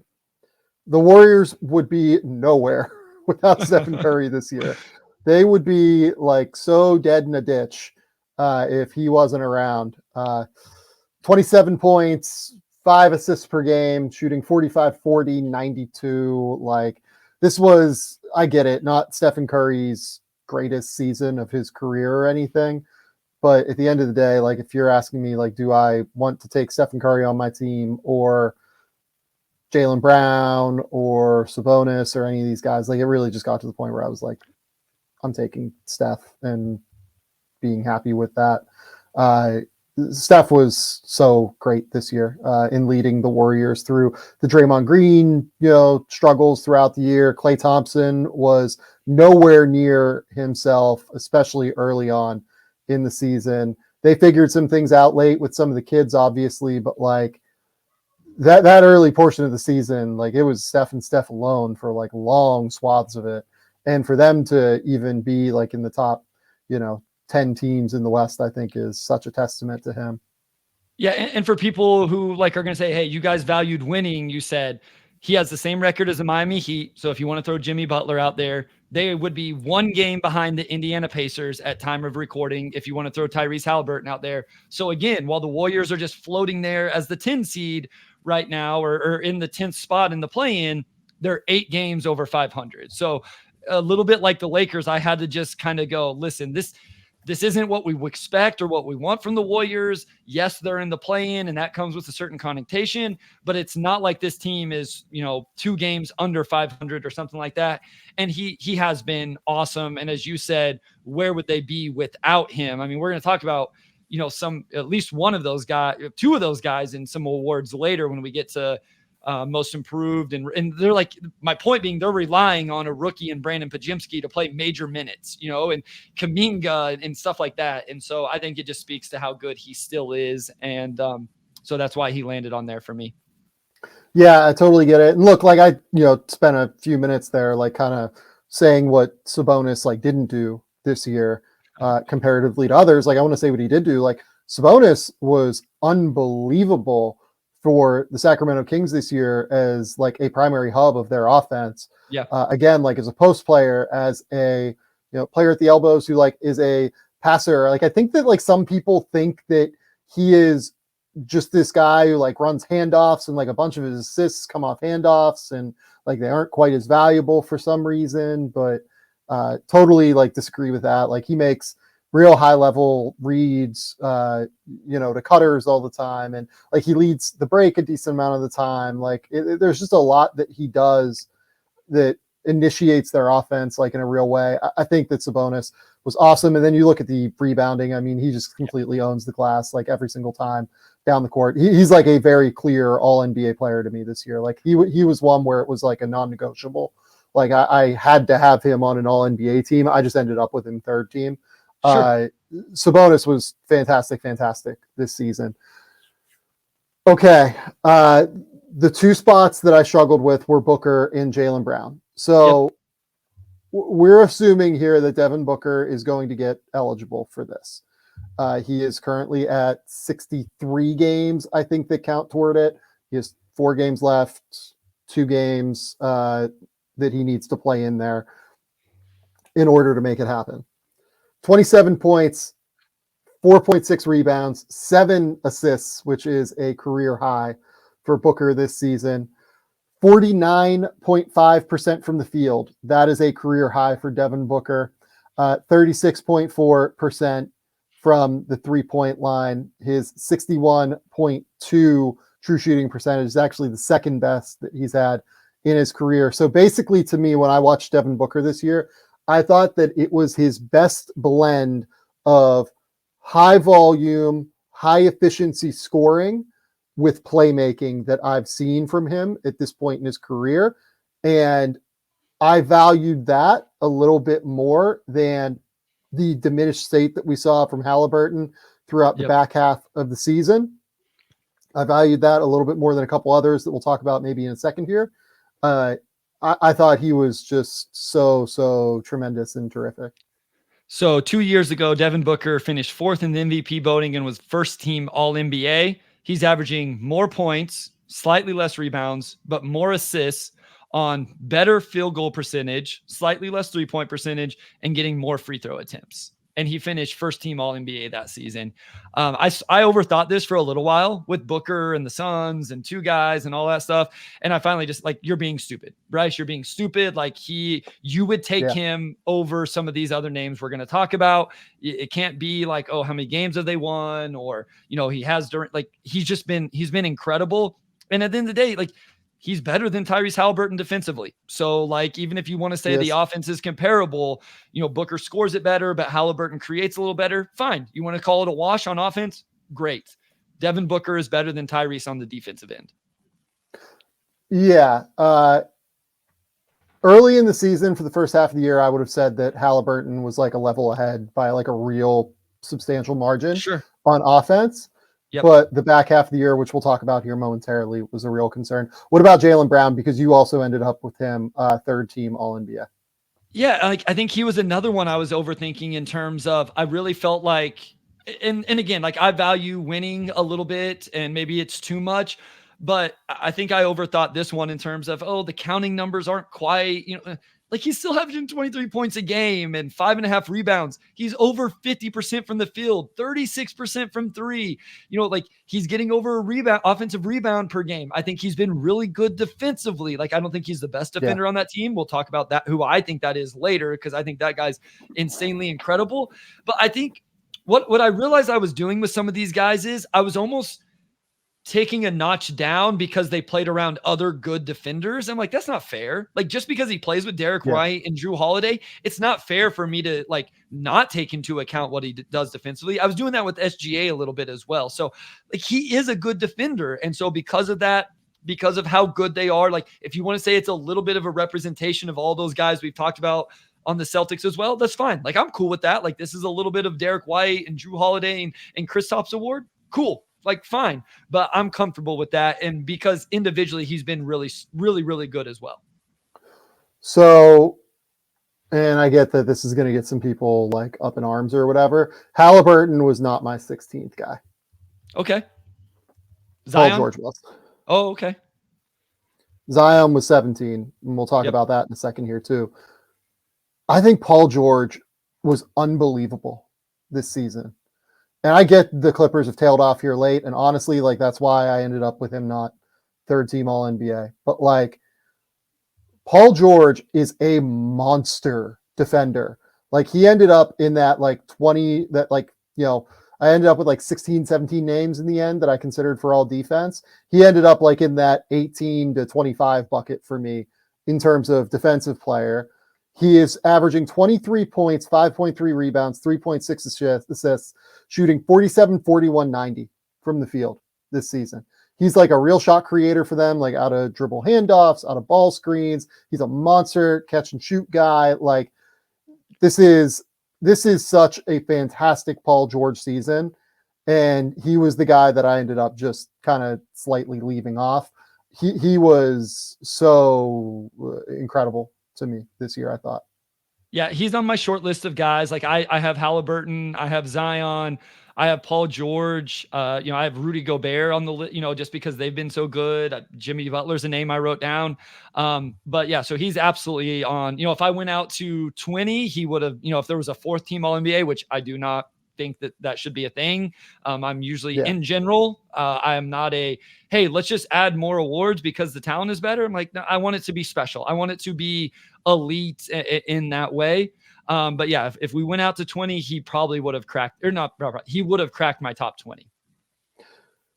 So why not Halliburton here after having him like pretty clearly in this mix at midseason? So from January 30th onward, when he came back from his hamstring injury, he averaged 16.5 points, 9.2 assists, shooting 44, 32, 87. those just like aren't nearly the mark. And that's like a half season almost of like production there that you just kind of can't make up for, especially when he is a like deficient defender in a lot of ways. I just couldn't quite get there with Halliburton as much as I would have loved to. Like I really would have loved to have had him third team All NBA. It's just that, you know, it costs him money like out of his pocket, you know, if he doesn't make this team. But I just think that the hamstring did diminish him, unfortunately, in a way that made it way tougher for him to be his special self that we saw in the first half of the season this year. The other guy that like I really strongly came down to was Zion. Zion, you know, 23 points, 6 rebounds, 5 assists, you know, the point Zion thing, really from, I don't know, probably like January onward, felt like that was just such a monster performance from him. He has gotten better on defense. This Pelicans team has gotten to the point where they're going to be at the very least in the play-in. They're very close to the Suns, obviously, in terms of playoff performance, just getting directly into the playoffs at the 6th seed. Zion has been so great, so great this year. And if you want to name him All NBA, in that next group of, you know, he's right in the tier with Booker, Jalen, George, and Halliburton. For me, it's just that I couldn't quite end up with him there. Yep, that's exactly where I was. I actually had Halliburton and Zion, my first 2 guys off. So that they would have been right there. If I'm like, you know, if I don't think Jaylen Brown has been quite as good individually and I don't want to weigh the team success as much, or, you know, if I don't think the Suns deserve 2 or, you know, whatever, whoever you want to take off, those would have been my next 2 guys. Okay. Defensive player of the year. Let's go. This sucks. First one.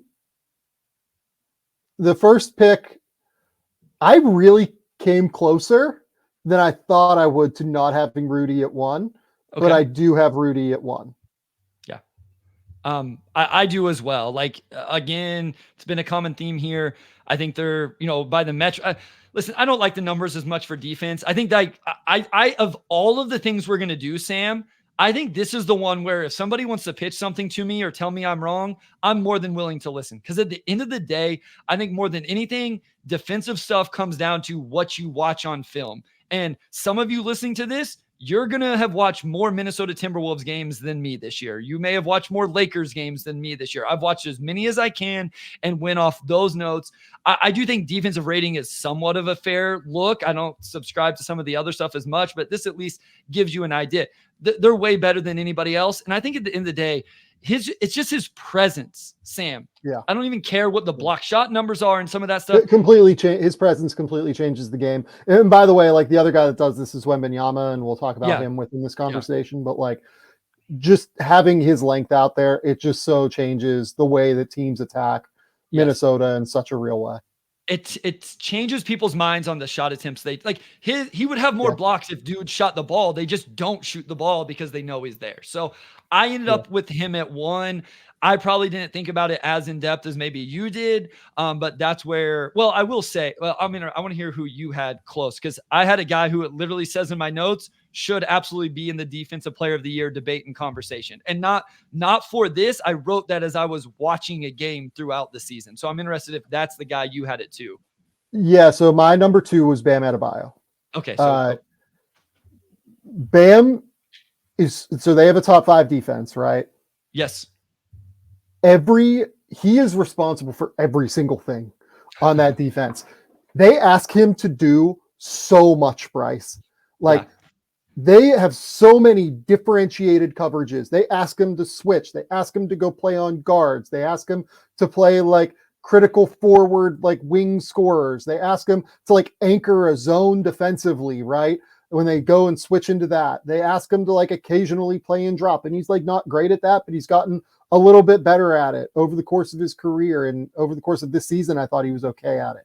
Like they just put so much on Bam's shoulders that it's crazy to me.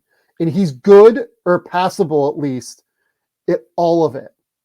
He is so good on defense. I have a question. I want to ask you something. You're starting a team, Sam, Offense does not matter. We'll build out the offense. Would Bam be your number one pick based on what you just said in terms of the versatility he could offer you on that end of the floor over a Rudy Gobert or an Anthony Davis, or like, let's act like Victor is what Victor is now, not what we think he's going to be. Like, does that versatility outweigh what some of these other more traditional, lengthy, rim protecting bigs can give you? Yo, man. I don't, and for the record, I don't That's think this hard. I don't think this changes your answer, because this honestly, I think if you were making me pick one, I think I would pick Anthony Davis, to be honest with you. Because there's a little bit of both in that. Like, he's the happy there's medium a little bit of both. Yeah. That's fair. Sure. Okay. Yeah. Like, I think I would pick Anthony Davis. I think that Bam was just a little bit more impactful across the board than what AD was this year on defense. I have Anthony Davis at third, by the way, for defensive player of the year. So, like, I am, like, not being totally, disingenuous when I say all of this, right? That, like, I would take Anthony Davis. I think AD is the best mix, because obviously, like, I want to win playoff games, right? Sure. And I think Rudy, by the way, like, this is ultimately what, like, made the tiebreaker for me versus Bam and Rudy. And I guess it wasn't really a tiebreaker. I had Rudy, like, ahead, but I went back and, like, watched how I felt like Rudy played in space this year, and how I felt like he played in aspects of defense that, like, weren't drop coverage, weren't like him rotating around the rim. I do think he's actually gotten better at that. And I think that he is much more capable now of playing in space than what he was, like, for instance, in the Utah years. Like, I think he's gotten smarter with his positioning. I think he's gotten smarter with how he uses his length and his footwork out there. I do think that there would be a case for Rudy in this conversation, but I think that I would want the blend of what both Bam and Rudy do. And I think the closest thing to that is Anthony Davis right now. So I had, and my teams will change a little bit, because I didn't want to go just all the big guys. I don't know if that's the same for you or not, but my 1, 2, 3 would be Rudy. I had 82. So that's who I referenced earlier, where, sure. I mean, I just have to believe my notes. Like, I don't even remember what game it was. In my notes, I wrote, like, in the moment, I said, this dude's in defensive player of the year conversation. So I just trusted my notes from when I was watching that in the moment. And then I had Bam 3. So that would be my 1, 2, 3. And obviously those guys are all end up on first team. Again, whenever we actually get to that conversation, that shifts from who I would have fourth, because I didn't want to just load my first team with all the big guys. Yeah, Anthony Davis was remarkable on defense, I felt like, this year. Every time I watched him, I was like, he is, like, just holding up this defense in such a real way. The versatility, like the scheme versatility he brings, the rim protection. You can play him in catch drops. You can play him in full drops. You can switch him. Like, there are just so many different things that he can do on that end that unlock, different scheme things for the Lakers that allow them to be successful. Okay, so my fourth was Herb Jones. Okay. He is the guy to me that, like, has completely unlocked the Pelicans defense, which is now like a top 6 defense in the NBA. He just completely shuts down and makes life miserable for other wings. We watched tape with that game against the Celtics, right? Like, he made life really hard for Jason Tatum across that entire game. He is just an absolute force on that end. Every time I watch him, I feel like. And then my fifth guy for all defense was Jalen Suggs. And I ended up with him slightly ahead of Rudy Gobert, who was my sixth guy. No, you just said Rudy Gobert. So who'd you mean to say? Victor Wembanyama, I'm sorry. I ended up with Jalen slightly ahead of Victor. And the reason for that was I thought that it was more consistent throughout the entire course of the season.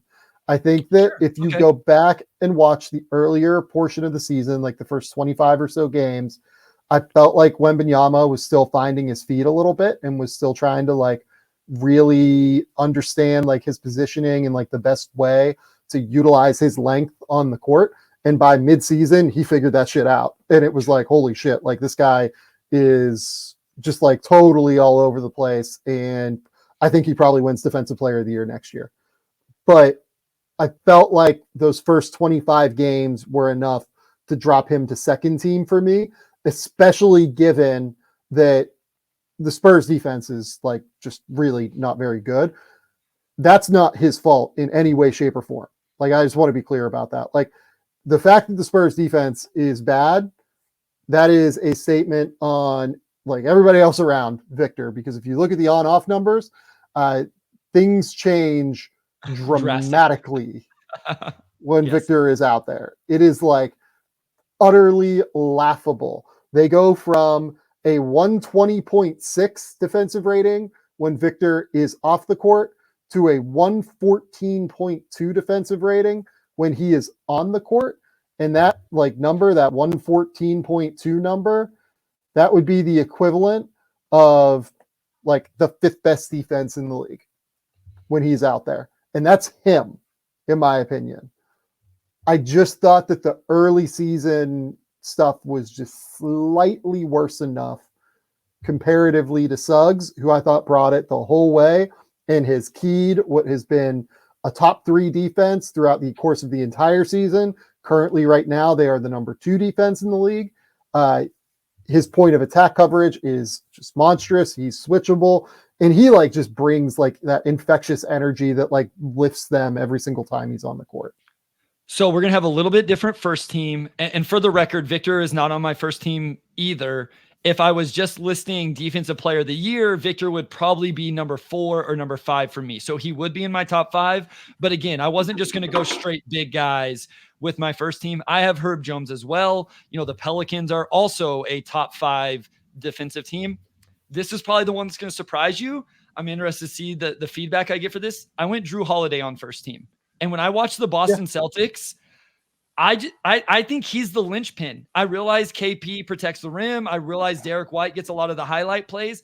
I think the versatility that Joe Mazzulla can use with the matchups that not switching, Sam, the matchups that he takes to start games. And I think we're going to really see this play out in the playoffs.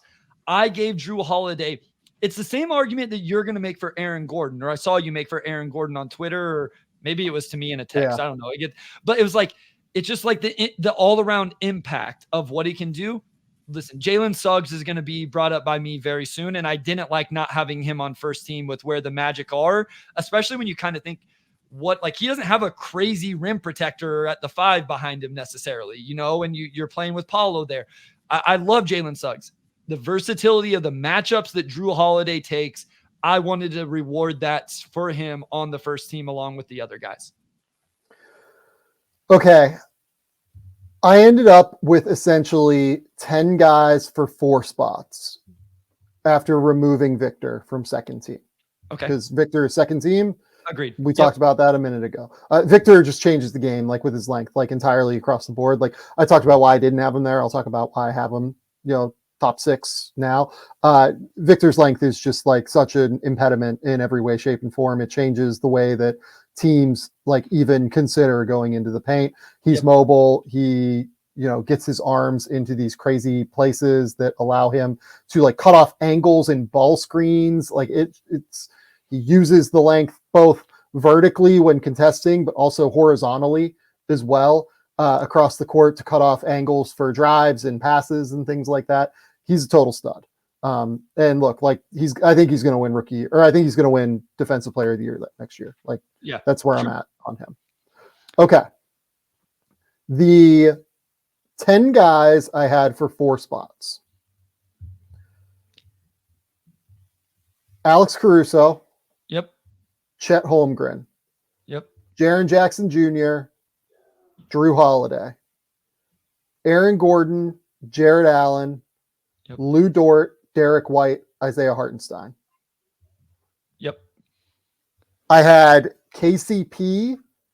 Sure. Right outside of this group.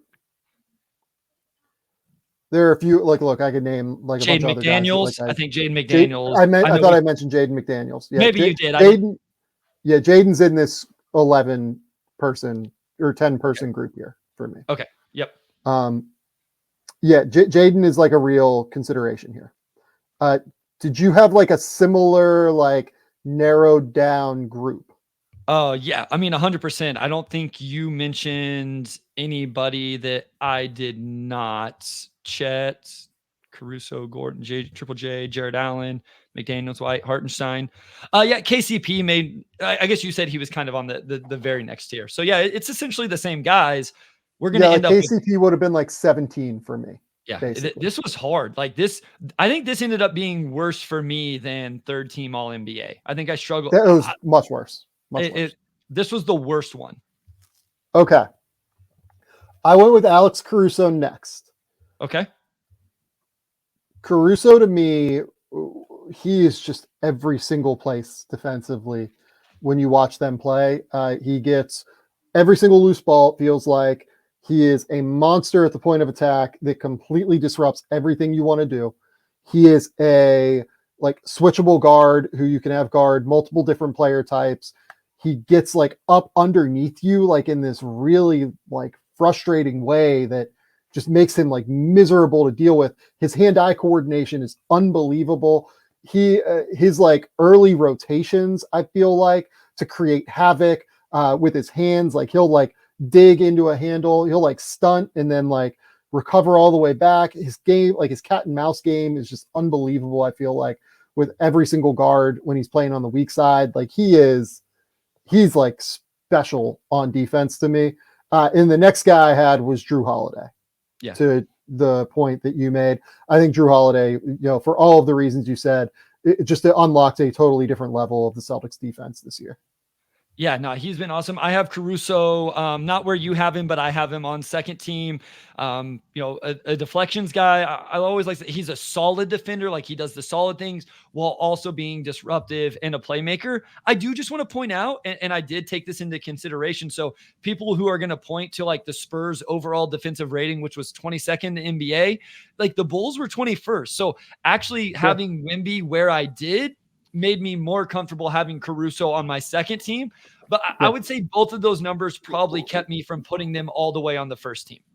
What I will say is that Alex Caruso is dealing with the worst rim protector in the league right now. And that's more Nikola than fair. Vucevic. Yeah. Nikola Vucevic, when I watched that like Bulls tape, I was like, this is like truly egregious every time. He is like a real problem for them that they have to figure a way out of on that end of the court. So that's two spots left for Chet, Jaren Jackson, Jaden McDaniels, Lou Dort, Aaron Gordon, Isaiah Hartenstein, Jared Allen, Derek White. My next spot was Hartenstein. Okay.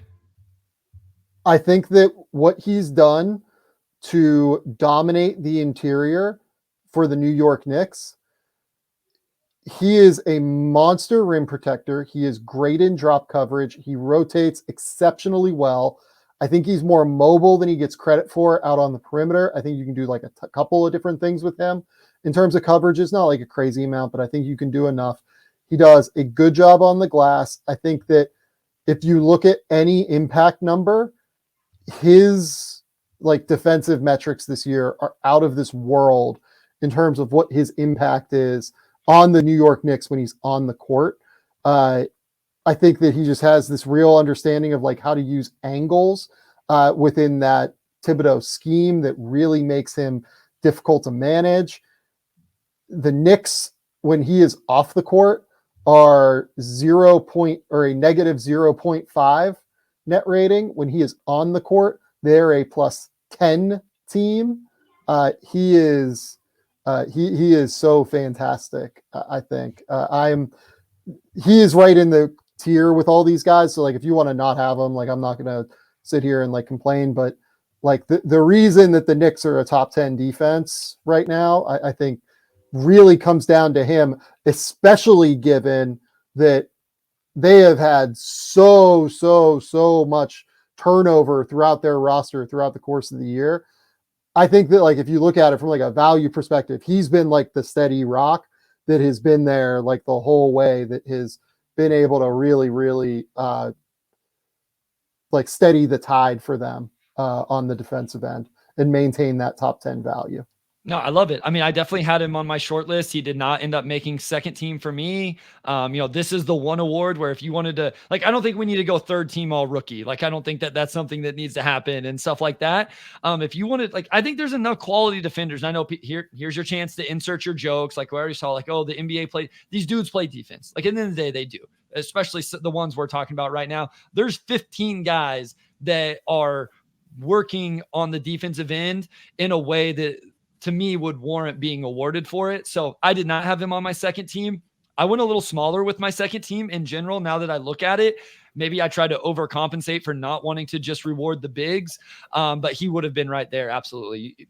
Anybody who listens to this show knows I love Isaiah Hartenstein. Yeah. I'm actually trying to figure out if he's like eligible for all defense. Cause like, it's really annoying. Like they have the rules. With like minutes played and stuff, because like he played so few like early on.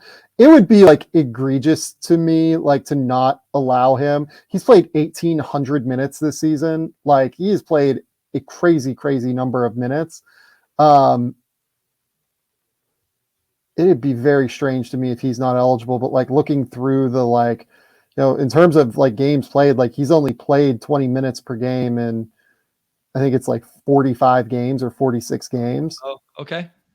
But like he's played in 72 games and he's played in 15 minutes in 63 of them. And like, obviously we'll play in the rest of them as well. I'm going to name an 11th just in case he's not actually eligible, but like it would be such an egregious thing for the NBA, like not to make him eligible. Like, I feel like this is where we need like some oversight where it's like, look, this guy's been healthy all year. He meets the criteria of eligibility. So like he should be there.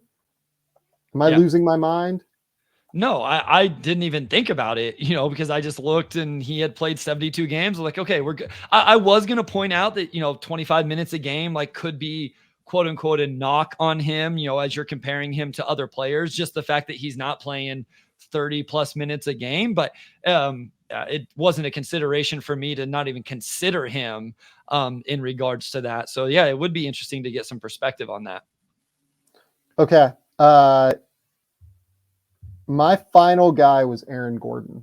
Yep. Actually, the reason that I went with Gordon over KCP, the Nuggets are a top 10 defense this year. I think both of those guys do the best job of kind of lifting that defense. KCP at the point of attack, Gordon kind of everywhere in help. I feel like Gordon's like overall help activity levels and his team defense and like the energy that he brings on the backside. Michael Porter Jr. is a good defender, but like a lot of like he does still like occasionally get lost off the ball. And then Jokic just needs help on the back line, like in a real way. I feel like Gordon's overall like team defensive impact on that back line rotationally, on top of being like a very good on-ball defender. KCP is a better on-ball defender than Aaron Gordon is, but I think that Aaron Gordon provides a good amount more off-ball like team defensive impact when I watch the Nuggets than what KCP does. Maybe that's just me. Like, I know that it feels like KCP is the one getting the push right now for Denver, but I do think Aaron Gordon is like deserving of this accolade a little bit more so than him. Yeah, I went with Aaron Gordon as well. And as you said, like the Nuggets have a top 10 defensive rating. And so I definitely tried to lean into rewarding those teams in the top. I think the only teams that aren't represented for me in the top 9 are the Cavs and the Knicks. And, Jarrett Allen would have been one of my first guys that didn't get on, and Hartenstein would have been right there as well. So, I mean, again, and that's because somebody like Anthony Davis, whose team is 16th, made it. Somebody like Wemby and Caruso, who are further down, made it. So I tried to reward those teams that did have the best defensive ratings in the NBA. And I'm with you. Again, while KCP may be the better on-ball defender, kind of the all-around versatility and coverages that Aaron Gordon gives, he ended up making it over for me as well. The 11th guy, I'll name an 11th guy just in case here. The 11th guy for me would be Jaden McDaniels. I think Jaden, has just been so fantastic on the ball. He's so long, he's so active, he's so aggressive in terms of using that length in off-ball settings. I think that, you brought up, having those great perimeter defenders. I think Nickeil Alexander-Walker, by the way, has had a great season defensively. Yes, he has. Yes. Would be in that next like 18 to 30 range for me as like a, defense guy. Chris Dunn is another guy to be in that mix. Derek Jones Jr. in Dallas would be another guy like in that like next group after this one. I think Jaden McDaniel's been like unbelievable this year. And like, I hated leaving him off initially, but like he's very deserving if Hartenstein isn't eligible. I just think that the reason Hartenstein over McDaniels, by the way, for me, is that I just think like what Hartenstein's doing is more important, and like all of the crazy ins and outs from that lineup is just like, it's just made him so much more valuable on the defensive end this year. Yeah, no, I mean, so we have a lot of the same players. McDaniels was right there for me as well. Derek White, my 10th. So like, I know this for the listeners, this has probably got a little bit, chaotic in terms of the team. So my first 5 was Gobert, Jones, AD, Bam, and Drew. Second team, Victor, Suggs, Gordon, Caruso. My last one, I think this is going to be the surprise one. I felt like the Thunder had to be on here. I actually went with Lou Dort. So I chose Lou Dort over Chet. That may be a miscalculation on my part. I wanted to trust what I had watched throughout the year. And so I just went back and read my notes. And maybe it's because I was just loving what Chet was doing offensively. And I love what Chet does defensively as well. But I just kept seeing like Dort taking tough matchups, Dort frustrating the offense, from this game against KD where you could just tell he had him frustrated. He's drawing fouls. Defense is a lot of fun to watch. Like, he's going to make anybody who goes against him really work for it. And then I went to NBA.com and just looked at defensive field goal percentage against, and not an end all be all stat, but Dort was like a top 15, 20 player whenever it came to that. So like it kind of matched what I was seeing with my eyes. I wanted to reward the Thunder with a guy on first or second team, specifically second team. I went with Dort. If you want to say it should have been Chet, I won't quibble over that, but I am pretty strong that one of those two guys or somebody from the Thunder like should have been or should be represented. Yeah, I think that is I think that's reasonable entirely. Like, I think that they've, had 3 guys, really 2, I think, with Chet and Dort that like deserve it. But again, I would have Shea like somewhere in that, I guess like 25 to 40-ish like player tier. And like just like a couple words on like these other guys. Like Jaren Jackson Jr. has held up Memphis's defense to where they are a top 10 defense in the league this year. While crazy offensive usage as well, Sam. Yeah, like Jaren has been unreal on the defensive end. He has been probably not quite as good as what he was last year when he won Defensive Player of the Year. But like, my God, has he been just utterly like fantastic on that end. And it just like blows my mind that it feels like people might be like taking that for granted in some way. I went with like, I guess guys from better teams, frankly. But like, if you put Jaren Jackson Jr. on your defensive team, it is a completely like valuable situation. Like, it's completely worthwhile to me. 1,000%. Yep, I agree. He was, I mean, I think he actually ended up 11th or so right there, with the Hartensteins, the Jared Allens, Jaden McDaniels. Like he was right there. Like I don't know how many times I copy and pasted my list, moving guys around. I'm sure at one point he was definitely in my top 10, and the way I ended up, he ended up slightly outside. Yeah. I'm just going to make this note here. Like, the NBA needs to have like some sort of real exclusion for like the 65 game rule in like the Hartenstein case. By the end of the year here, he's going to be up over 1,900 minutes. That's like a ton of minutes played. That is a crazy amount of minutes played for an NBA player that is very much worthwhile in terms of like including him in the sample. Like, Jaren Jackson Jr. is going to be eligible. He's played 2,100 minutes this season. Alex Caruso, I think, like, by the way, is like closing like keeping it like a little bit tight. Like he's played 68 games and he's averaged 28 minutes per game. But I think that like there are a few there where he's kind of left, if I remember correctly. So like I almost left him. I was just saying, I almost left him off, and I did initially because I was like, how many minutes is he playing a game? Because of this conversation we're having right now, I almost didn't put him on because of that. And then when I looked, I was like, oh, okay, he's almost 30 minutes a night. Like I'm not gonna make that a negative. But I thought it may be less. I think he needs to play. He's like dealing with like a little like knee thing right now. I think he needs to play 2 more games in order to be eligible. If it was like me, like I would have him. If I had to pick another guy, it would probably be Jaren. Is all defense. Like I would have Jaren at 12. So if I had to like list this all out, it'd be Rudy, Bam, AD, Herb Jones, Jalen Suggs, Victor Wembanyama, then Caruso, Drew Holiday, Hartenstein, Gordon, and then McDaniels and Jaren Jackson. Those are my 12. And like, we'll see if those 2 guys, Hartenstein and Caruso get eligible. So that's kind of where I sit with it.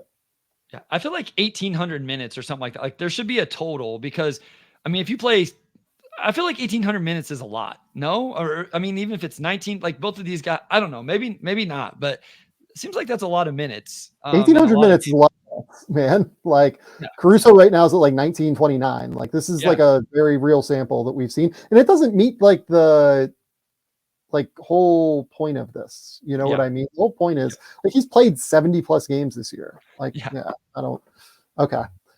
We need to move on. What do you want to do next? Rookie of the year? Let's do rookie of the year. Yeah. Again, like I didn't share one with Sam. So anybody who's like, oh, you guys, like he doesn't have my doc, but yes, rookie of the year is next on my list. So let's do that. Okay. I went with a very easy Victor Wembanyama, Chet Holmgren, Brandon Miller trio. Yeah. I mean, I thought for a second, like, does Brandon Miller have any case for number 2 over Chet? And I'll be honest, like I didn't set on it for more than a second. I was like, no, like wins, Chet's impact. I know Chet hasn't been as good here recently. We're going the whole season, but like he's been awesome in totality. I think this is Victor's 100% over Chet. Like, I feel pretty confident about that at this point. And then I feel very strongly with Brandon Miller being at number 3 as well. Like, I mean, when we get into the all rookie team, I think the conversation starts now. I feel like that's probably going to be 1, 2, 3 for just about everybody. I completely agree with you that the conversation starts now. What is your opinion on the next 2? I went Jaquez and Pajimski. Okay. So that's fun. So we're going to have a difference. Explain. So what I ended up going to here is I actually looked at totals for rookies and just looking at minutes played, total points, total rebounds, total assists, all of that stuff. I ended up with those 2 guys. I mean, so the next 2 guys I had consideration for sure were Keontae George and Cason Wallace. Like, I think this is where Thunder fans are going to be. You're missing someone like very obviously. Who? Lively. Oh, no. I have him on my second team, but I didn't have him in this. Yeah, but like he's been better than Keontae George this year, is my point. Oh, okay. Yeah. So, but like, that's where I went with, I said, I just went to totals and Pods and Jaquez are guys who I think impact winning in a real way. I think Cason Wallace does as well. And at the end of the day, those 2 guys just played more minutes and, and all of that. And so maybe that's not what, the spirit of all rookie teams should be, but that's where I went with it. Yeah. So I had Lively at 4. Okay. Lively is like a critical part of a really good basketball team right now. He is, maybe not quite as valuable as somebody like I think Daniel Gafford's been like really, really good recently when I watch them, but like the way he like held up Dallas's defense throughout, especially the early portion of the year, I think has been huge. He has tailed off like a little bit lately. Okay, it feels like he's hit the wall, but like I know game He's been games good. played isn't in consideration here. I get it. So maybe this is where you're right that I overthought something. Yeah. He's only played 1,300 minutes. I get it. games. Like he has the leg injury and everything, and like he's missed like a good amount of time here. Like I get it, but so that would be my rationale for it. So whenever I got past those top three, I said, let's look at totals. And someone like Jaquez has played 2,000 minutes. Pajimski's played 1,800. And like Derek Lively is down at 55 games played, 1,300 minutes. I'm not saying it should like eliminate him from conversation. I'm just looking at the totality of a season. And at the end of the day, the difference in 500 minutes, even for a rookie award, I guess stood out to me just a little bit. Yeah, and I did end up with Pods at fifth. Jaquez obviously like kind of tailed a little bit near the end of the year. Absolutely did. Yes. Yeah, and man, like it's hard because like when Lively's been on the court recently, I do think he's been valuable. He's missed like, the last 5 or so games or whatever with this leg injury, and then like he missed like a stretch of games. It's like probably 10 or so games, maybe like a month ago. I can't remember what with. And like that was like a real thing, but like he came back and then was like pretty valuable. I mean, maybe I am screwing this up. Like now you're making me think. But like, look, like Jaquez over the last 32 games, so like again, like similar to the Halliburton conversation, 9.2 points, 4 assists, or 4 rebounds, 2 assists, 45, 25, 75 like line. I just feel like what Lively brings defensively as well has been just like really, really valuable for Dallas. I think where I'm looking at it now, I'm still pretty like Pajimski has more rebounds this year than Lively, and I know like just total. Total. Yeah. Because he's just playing so many games and Pods is a good. So I'm comfortable with Pods. Yeah, no, like I said, like I have Pods first team as well. I think Pods is, but Pods being able to eat minutes for the Warriors is like why the Warriors are again like going to make the playoffs. Jaquez is 4th in total minutes. I guess that's what stood out to me because he has tailed off here, but he's 4th in total minutes. He's 5th in total points. And here, I listen, somebody may call me out and they may very well be right because I rarely use totals. It's just what I decided to end up going with as I tried to find some differentiator with here. Maybe there's a flaw in that. Maybe I moved the goalpost and it's unfair. That's just kind of what I decided to do with some of these guys because I'm like, I don't know for sure how to just, Jaquez, George, Cason Wallace, Derek Lively. And so it's like, as a rookie, you come in and play 2,000 minutes on a team that's, like the Heat, you come in and play almost 2,000 on the Warriors, like Cason Wallace, you play 1,600 on the Thunder. I guess maybe I valued that a little bit more even than Lively's 1,300, where I do think he's been crazy impactful. So my second team that I went with was Jaquez, Cason Wallace, Keontae George. And then the next two are that's the same top 8. We're the same there, so we're good. Really, the only name we're off on is Lively. Like I think Lively's just been like really, really good this year. We in terms of first team versus second team, like I still had Lively very clearly on the second team. Yeah, like I just have Lively like a bit higher than you. Agreed. Yep.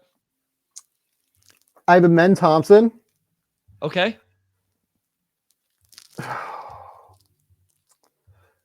I really wanted to do Cam Whitmore for this, but I couldn't do it because he's not played enough games. This is where like games played comes into play and like efficiency versus like, are you helping a team win? And like I considered like here's the names I considered: Trace Jackson Davis, Jordan Hawkins. I did consider Asar Thompson. I considered Dwop Reith. I considered Scoot Henderson, Gigi Jackson, Cam Whitmore.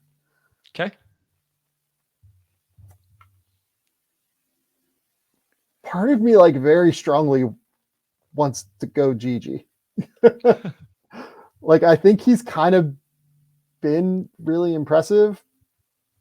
I don't know. Let me decide this. Give me your last like guy here. I don't have any like it's hard. I couldn't decide on 10th either. I actually went ahead and went with Scoot. And again, like I just like Scoot at this point in 59 games played, he's played 1,650 minutes. So like he ends up top 10 in minutes played. Scoot still ends up 6th in total points. Scoot is going to end up 2nd in assists, only behind Keontae George. Steals, he's going to, top, where's, no, that didn't filter right. I guess that's not as good a one there. I know he's turned it over. I know the field goal percentage. I get all of that. He's 13th in steals for what it's worth. Yeah, 13th. So I don't know. Like maybe as we talk this out and hash it out, maybe I started to value that a little bit, but I'm just like, these dudes they're on the floor and he has been productive, even though it hasn't been pretty. Like I get what people are going to say with the field goal percentage and the turnovers and all of that. Like I completely understand it. So, but I'm like, listen, I've watched Asar Thompson every single game. Like that wasn't always pretty either. Like Amin, where's Amin? Amin, Gigi's 21st in minutes. Trace Jackson Davis, 22nd. Like, so with Amin, the reason I went Amin, he's 13th. So yeah, yeah, okay. Yeah. And look, like Amin's like numbers line up. Like he's top 10 in scoring. He's top 5 in rebounding. He is 9th in assists, right? Like the numbers line up with Amin. But to me, it was more like that stretch he played recently was really good in March during their 13-game win streak. That was like the most impressive stretch from a rookie not named anybody that we had for Rookie of the Year, right? Yeah. Like in terms of like impacting winning night after night after night for that team, that 13-game stretch was probably better than any other rookie like played this year. Yeah, he was good. He was awesome. Outside of those top 3, I feel like I need to keep saying that. So that gave me the tiebreaker to feel good about Amin. Second team, like very clearly is like the 9th guy. I don't know. Do you just want to like give it to Scoot? I guess like we can give it to Scoot. I'm good with that. I'm okay with it. And again, I understand the pushback. Like I think the 3 we talked about. He was not very honestly. Like I'm like still really struggling with this now. I don't know. Like I guess we can give it to Scoot. I mean, so not great. Like Dwap Reith has probably impacted like good basketball more than Scoot has this year is what I'm struggling with. Like that's what I'm actually like really struggling with it is like we have 2 other rookies on the Blazers, right? Toumani Camara, who's like this unbelievable defender, but I think that like his offense is just like so like it's really really hard with him. Dwap Reith has like been pretty good on both ends, and Scoot has been like drastically inefficient, but like his responsibilities are so far above and beyond what everybody else's are. Here's my thing. Like, here's what I realized as we are doing this. Those 3 are incredible. And there's even some tiers within those 3. And then like Pods, Hawkes, Case and Wallace, Lively have all found roles as rookie on teams, like good teams, right? Mm-hmm. After that, I had a hard time like figuring out what I thought about some of these guys. Now, here's the thing. Those Rockets guys, maybe the ones I'm most excited about. It's just like it took so long into the season before they started getting to play. Yeah. And so like, how do I weigh a season award for Amin and Cam Whitmore and those guys? Like even Bilal played 63 games, played 8th most minutes. Wasn't always pretty. You brought up Toumani Camara. That was another name I was thinking. Again, like I wanted to just say Asar Thompson, just be a homer for one award and say like Asar should be on the second team. It was pretty ugly at times offensively. There's a lot of good things defensively. Like I don't care. Like if somebody wants Scoot to be 15th instead of 9th, I'm cool with it. Like I get it. Or 10th. If you say he's the 3rd best Blazer behind Toumani and Dwap, like cool. Like I'm okay with it. I just had to like settle in on something and like go with it because I didn't know how any other way to filter it out. Oh, actually, the more I think about it, the more I think like Asar is like in this conversation, like very realistically. And like I would have put him 10th if I had to. I would have put him 10th. I was just going to be a homer.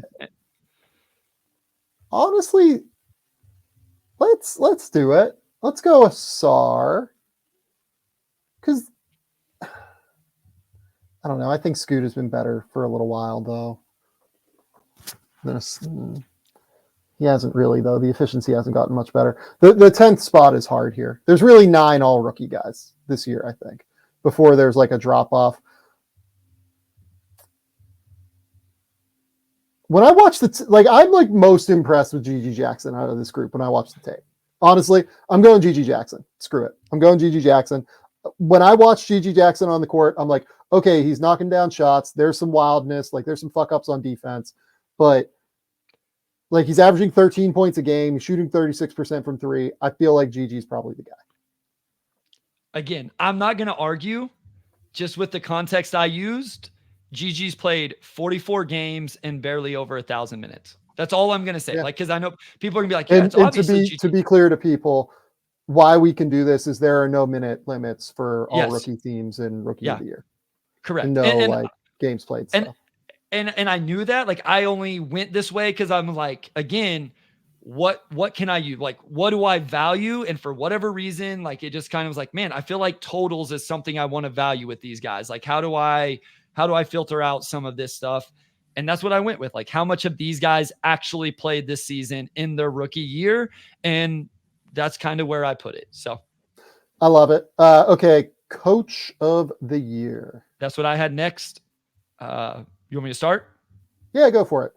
I went Mark Daigneault from the Thunder. That was my coach of the year. And then very closely after, Jamal Mosley. And I actually had Chris Finch as well. Yeah, so I went Mosley number 1 because Love it. It's insane to me that this Magic team is like in the mix to be the number 2 seed with this few games left in the season. Sure. Right? Absolutely. Like completely bonkers. They're going to be a top 4 seed in the East. I guess, they might be a top 5 seed in the East, but they're a top 5 seed in the East, let's say. And like a big piece of this is like him trying to figure out, okay, how do we make this offense work without a ton of spacing? And like with these young guys, and Paulo and Franz is our number 1 and number 2 options. And then how do we make the defense work? Okay, we've got this top 3 defense that we've built with all of these young guys, right? The fact that he's gotten this much out of the young guys made me go with Mosley at 1. Sure. Here. Yeah. Yeah. I went Daigneault at 2 because Daigneault to me is just like, look, part of this might be like a bias, right? But like, I think that the way that like they run their scheme and the way that like they have like 5 out and, they figured it out, by the way, like with a rookie center on defense, and they figured it out in terms of how to get different guys working at different times, depending on who's in and out of the lineup. Like Shea has missed like a few games here and there, and they're still sitting there at 54 wins on the season, 53 wins, I think, at the time of recording. I think Daigneault's been super impressive given how young that team is. I just think they're more talented than Orlando is at the end of the day. And like on some level, I think that it has been just a little bit harder for Mosley. Number 3, I like tried to come up with like something like slightly different than you. Like I really consider Joe Mazzulla, right? Like this team has 62 wins. You know what I mean? I've met 4. They have been awesome, I think. I've considered like Willie Green for a minute, just like figuring out how to make like the defense work around Zion. Like they've had in and outs with the lineup the whole year and like figured it out. I consider Tom Thibodeau. Tom Thibodeau, I think, in and outs in the lineup the whole year, sitting here with 46 wins, a chance to be the 2 seed in the East, right?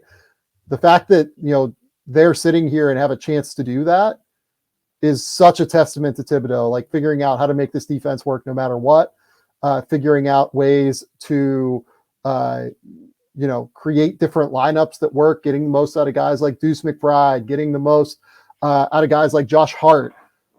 I've loved what Thibodeau has done this year. I think like we underrate Mike Malone. Like Michael Malone has been incredible this year as a coach, creating that top 10 defense, fostering, a title, repeat attempt here, with a similar lineup that has worked really well. I went Chris Finch at 3. Chris Finch, just building these different offensive systems. I think with these two bigs that worked so strongly early in the year and crafting this number one defense in the league, I do think Chris Finch is certainly a top 3 guy. Yeah, no, I like it. Missoula was number 4 for me. I like the creative ways he uses things. I know the team's insanely talented. I get it, but they're also insanely better in the regular season than everybody else in their conference, and multiple games up just overall in the NBA. Thibodeau was right there as well with all of the injuries. So a lot of the same names for me, but that was my 1, 2, 3, just a different 1 and 2 than you. Yeah. Okay. 6th man of the year. You go first. Yeah. So I had Malik Monk, and I'll be completely honest. Like, I just love Malik Monk's game. And so that's what I went with there. I think he's been awesome this year. I know he can really score the ball. I was always impressed with his passing whenever I would turn on a Kings game. I thought he did a lot. I think they're really I think that's going to hurt them. I think that's really going to be a big loss for them. So that was my number 1. You want me to keep going, or you want to give your 1 before I give any other names? So I do have Malik Monk at 1 for now. I agree with you. The passing and playmaking has really taken a jump this year. I think that like his ability to come off of the bench and give them a spark every single time that he's in the game, like you feel the energy change when Malik Monk is in the game, like in a real way. Number 2 for me was Naz Reid. Naz Reid has been so good at filling different roles. It feels like oftentimes for the Timberwolves, be it if Rudy Gobert was playing one night, or Karl Towns was playing one night, and then Karl Towns goes down and misses all of this time, right? Like, I think that Naz has been asked to do just like a lot of different like slightly different roles, it feels like, especially lately when he's had to step in and be that guy who's like more of an offensive engine, even beyond what we saw early in the season for him, where he was so good offensively, where they need him even more now.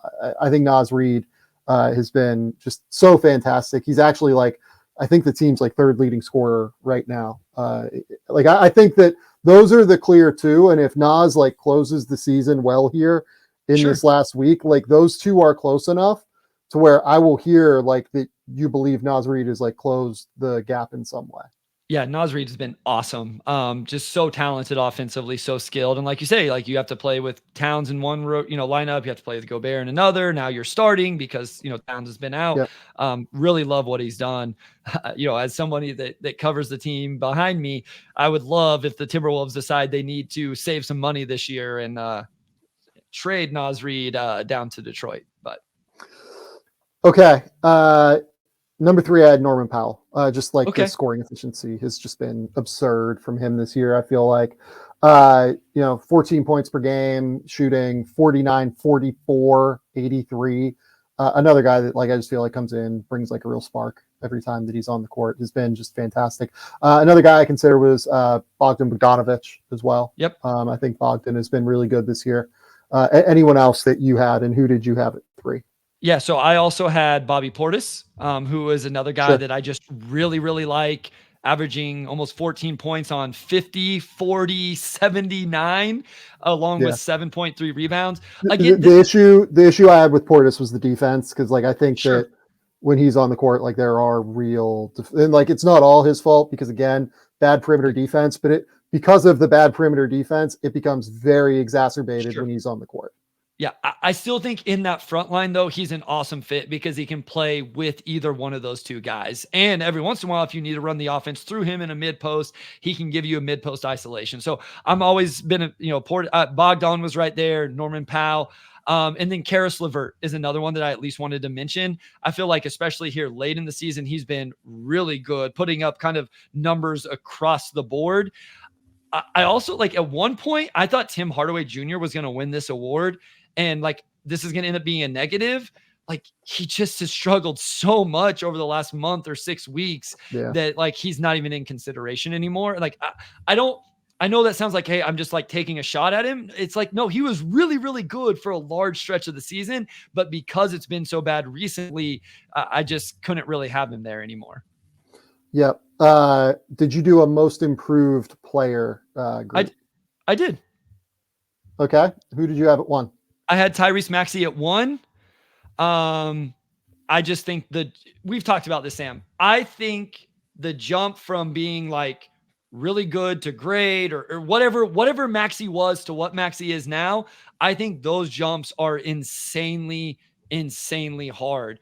And so what Maxey has done is not only has he increased his field goal attempts, but still done it on good percentages. The 3-point percentage has gone down a little bit. What's kind of impressive there, that means his 2-point percentage has roughly stayed the same. Got to the free throw line more. We talked a lot about his decision-making and creation.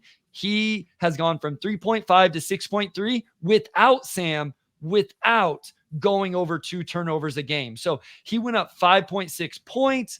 The rebounding went up a little bit. The assists went up a lot. The efficiency didn't crater. I'm not saying it's the same. Like, it's not.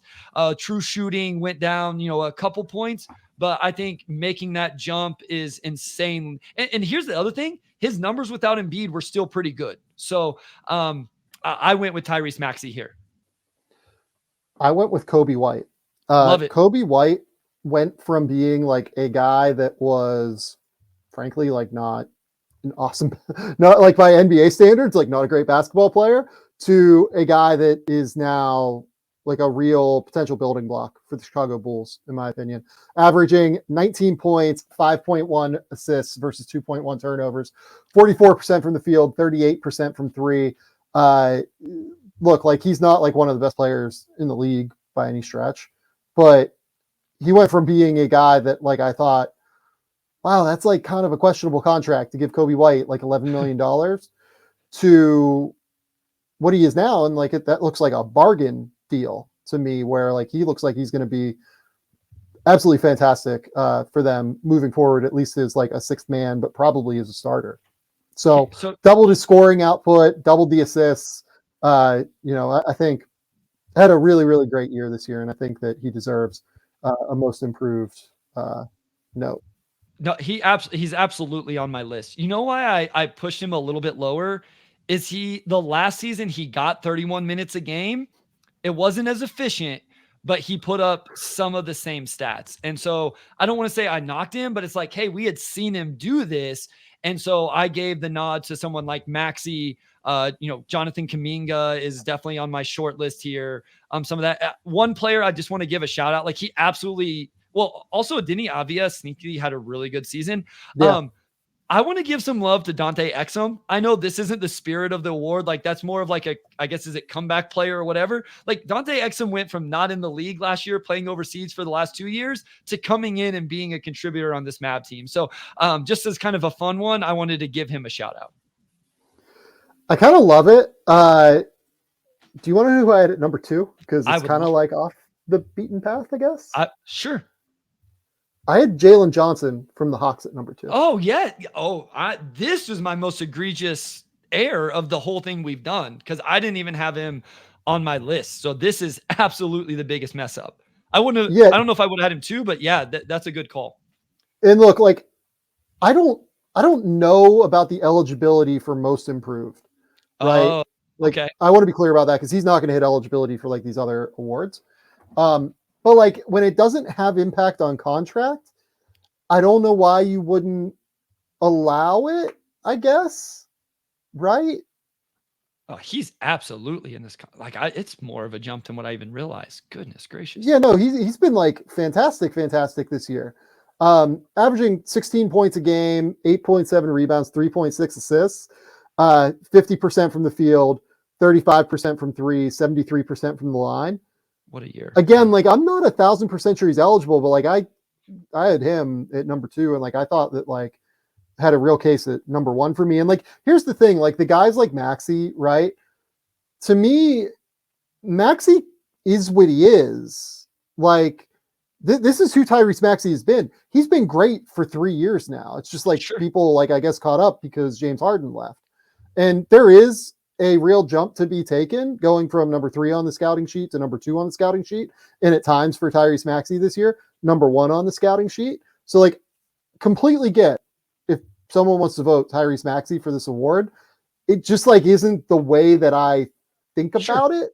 No, I guess. This award out of any, Sam, may have the most room for interpretation, right? Like MVP has some of that. Everybody can frame most valuable the way they want, but in general, there's still kind of the same ideas behind it. 6 man of the year is pretty plain and simple. Defensive player of the year, rookie of the year, all that stuff's pretty. This one has a little bit more nuance to, is it a guy that goes from this to this? Is it a guy that goes from nothing to a little bit more, whatever. Like and I completely understand that. Like I kind of with mine, because like I had some other names that are in the same vein in terms of guys that were already pretty established, but then took another leap. And that's kind of where I went with it. Yeah. And like the third guy for me is the guy you mentioned is Denny Avdia. Like I think Denny has been like awesome this year. 14.6 points, 7.2 rebounds, 3.8 assists versus only 2.1 turnovers, 51% from the field, 37.6% from three, 74% from the line. Like he went from being like a guy that, 9 points, 6 rebounds, 3 assists, and like was way inefficient. His true shooting percentage jumped by like 7 points this year while taking on like a bigger load of the offense and like improving as a overall scorer and improving as a passer and playmaker. Like I think he's been really improved this year. You know what list he's going to make very soon for us is the best contracts in the NBA. Because best contracts in the NBA for sure. Yeah. This dude is going to make 15.6 million next year, and then it descends. When Denny Avdia is 26 years old, he is going to be making $12 million in his year 26 season, which is going to be substantially below the MLE. Like this is the non-tax MLE. Like this is a heck of a contract. Even if he just is this dude, let alone if he continues to get any better. Yeah. So like, I just look at this award like differently, I guess, than other people do. And like, if you want to vote Tyrese Maxey, if you want to vote Alperen Şengün, Scotty Barnes, like Jalen Williams, even like had a nice jump, like Jalen Williams, like whoever, right? You will almost never see me vote for like a second year guy on this thing because I just think like the rookie to sophomore jump is like so substantial. But like, yeah, like I just try and like think about this a little bit differently. Like, and like if I'm gonna give some love to some people here, like I'm gonna give some love, like I'd prefer to give love to the guys that I think like really took a jump and like changed the trajectory of their careers in like a substantial way. No, more than fair. Like Tyrese Maxey was a max guy before this. Sure. Right. Scotty Barnes was a max guy. Şengün was going to get, probably a max, I guess, like pretty close to a max. I agree. Like I'm not going to argue especially anybody's opinion, like I'm cool with. I'm not going to argue the way you frame this. It's really hard to like, Maxey took a leap into another spot this year, in my opinion. And even if it's only a 5%, I think that 5% is pretty meaningful and really, really hard to do. So, yeah. And the fourth guy I had as a guy we haven't mentioned is Jonathan Kuminga. I think Kuminga got like way better this year. Look, he's still, not some great like processor and passer, right? But, averaged 9.9 points a season ago and is up at 16.4 points now. 4.8 rebounds, 2.1 assists. If one of my guys, like if Jalen Johnson isn't eligible, I would have Kuminga at 3. So yeah. He was right there on my list as well. And part of that's because he was one of my breakout guys whenever we did that before the season. So have to continue to drive that train a little bit. Yeah. So look, to be completely honest with you, I'm just like still trying to figure out like who's eligible for these things and who is not, because it is completely baffling to me that like the NBA would go, yeah, Isaiah Hartenstein, you did all of the right things. Like you did exactly what you're supposed to do. But yeah, we can't have you be in conversation for this award. That doesn't make sense to me. Same, like honestly, like for most improved player, like Jalen Johnson should be eligible for most improved player. Like he played, probably 1,800 minutes, something like that. Like I don't have it up, but yeah, like to me, like let these guys be eligible. Like for these, if they meet the spirit, like let these guys have like exceptions and things like that. 1,865 minutes for Jalen Johnson. Thought I remembered that. So is that it? Is that all the awards we have? That's all I had. So if you want to do any others, I'm not prepared. Yeah, like I mean, maybe I'll name like an executive of the year. I know that's like a thing, but like I didn't prepare that either. So like that's kind of off the top of my head. I mean, I kind of want to say like immediately off the cuff, Brad Stevens for like the Kristaps and Drew Holiday editions. Sure. Yeah. No, that makes sense. That sounds right to me. Yeah, I'd say Brad Stevens for the Kristaps and Drew Holiday editions this offseason. Yeah, I was trying to think other teams that are like Minnesota didn't do anything crazy. Denver, OKC. Yeah. Yeah. I'm cool with that. Yeah. I mean, like, Philadelphia, like moving James Harden and still being fine. The Clippers acquiring James Harden, I think it's Brad Stevens. I think it's like clearly Brad Stevens the more I look at it. Cool. Okay. Bryce, any other strong takes? I feel like we're done with awards now and we can move forward into real basketball. Yeah, I'm just ready for the playoffs. Like that, I am really ready for the playoffs. It's that time where at the end of the season, the teams that aren't in contention have they're just playing all these. There's some interesting in watching those teams play those guys and all of that. And I know they're getting their opportunities. I get it. Like they deserve their due, but I'm just ready for the playoffs to start at this point. And in a week from now or something like that, right, we'll be having play-in games. So this will get it'd be very exciting. So I'm so ready. I'm so ready for it, Bryce. Tell the people where they can find your work. Tell the people what's going on. And I just made that microphone go nuts. I could hear it. I love it. So at Motor City Hoops on Twitter, Pistons, NBA draft content. You can find some stuff over on Substack where I just I take raw notes every time I watch a full game. I just put it out there for you guys to read from whatever you want to call me, a scout's perspective, a content creator, whatever I am. And then the Pistons Pulse podcast, if you want Piston stuff. Otherwise, Game Theory here with Sam Vecenie. Go to The Athletic. Keep me employed over there. That would be great. We will be back. We recorded this ahead of time. We're going up with this, I think, on Thursday morning or so, like something like that. I'll have Dave kind of figure that out. And then we'll be back probably on Monday because I'm actually in a plane on Sunday, Bryce, to where I literally will not be able to record a podcast no matter how hard we tried. So probably Monday would be my guess on when we record next. And I'm super excited. This is going to be great. So until next time, we'll talk soon.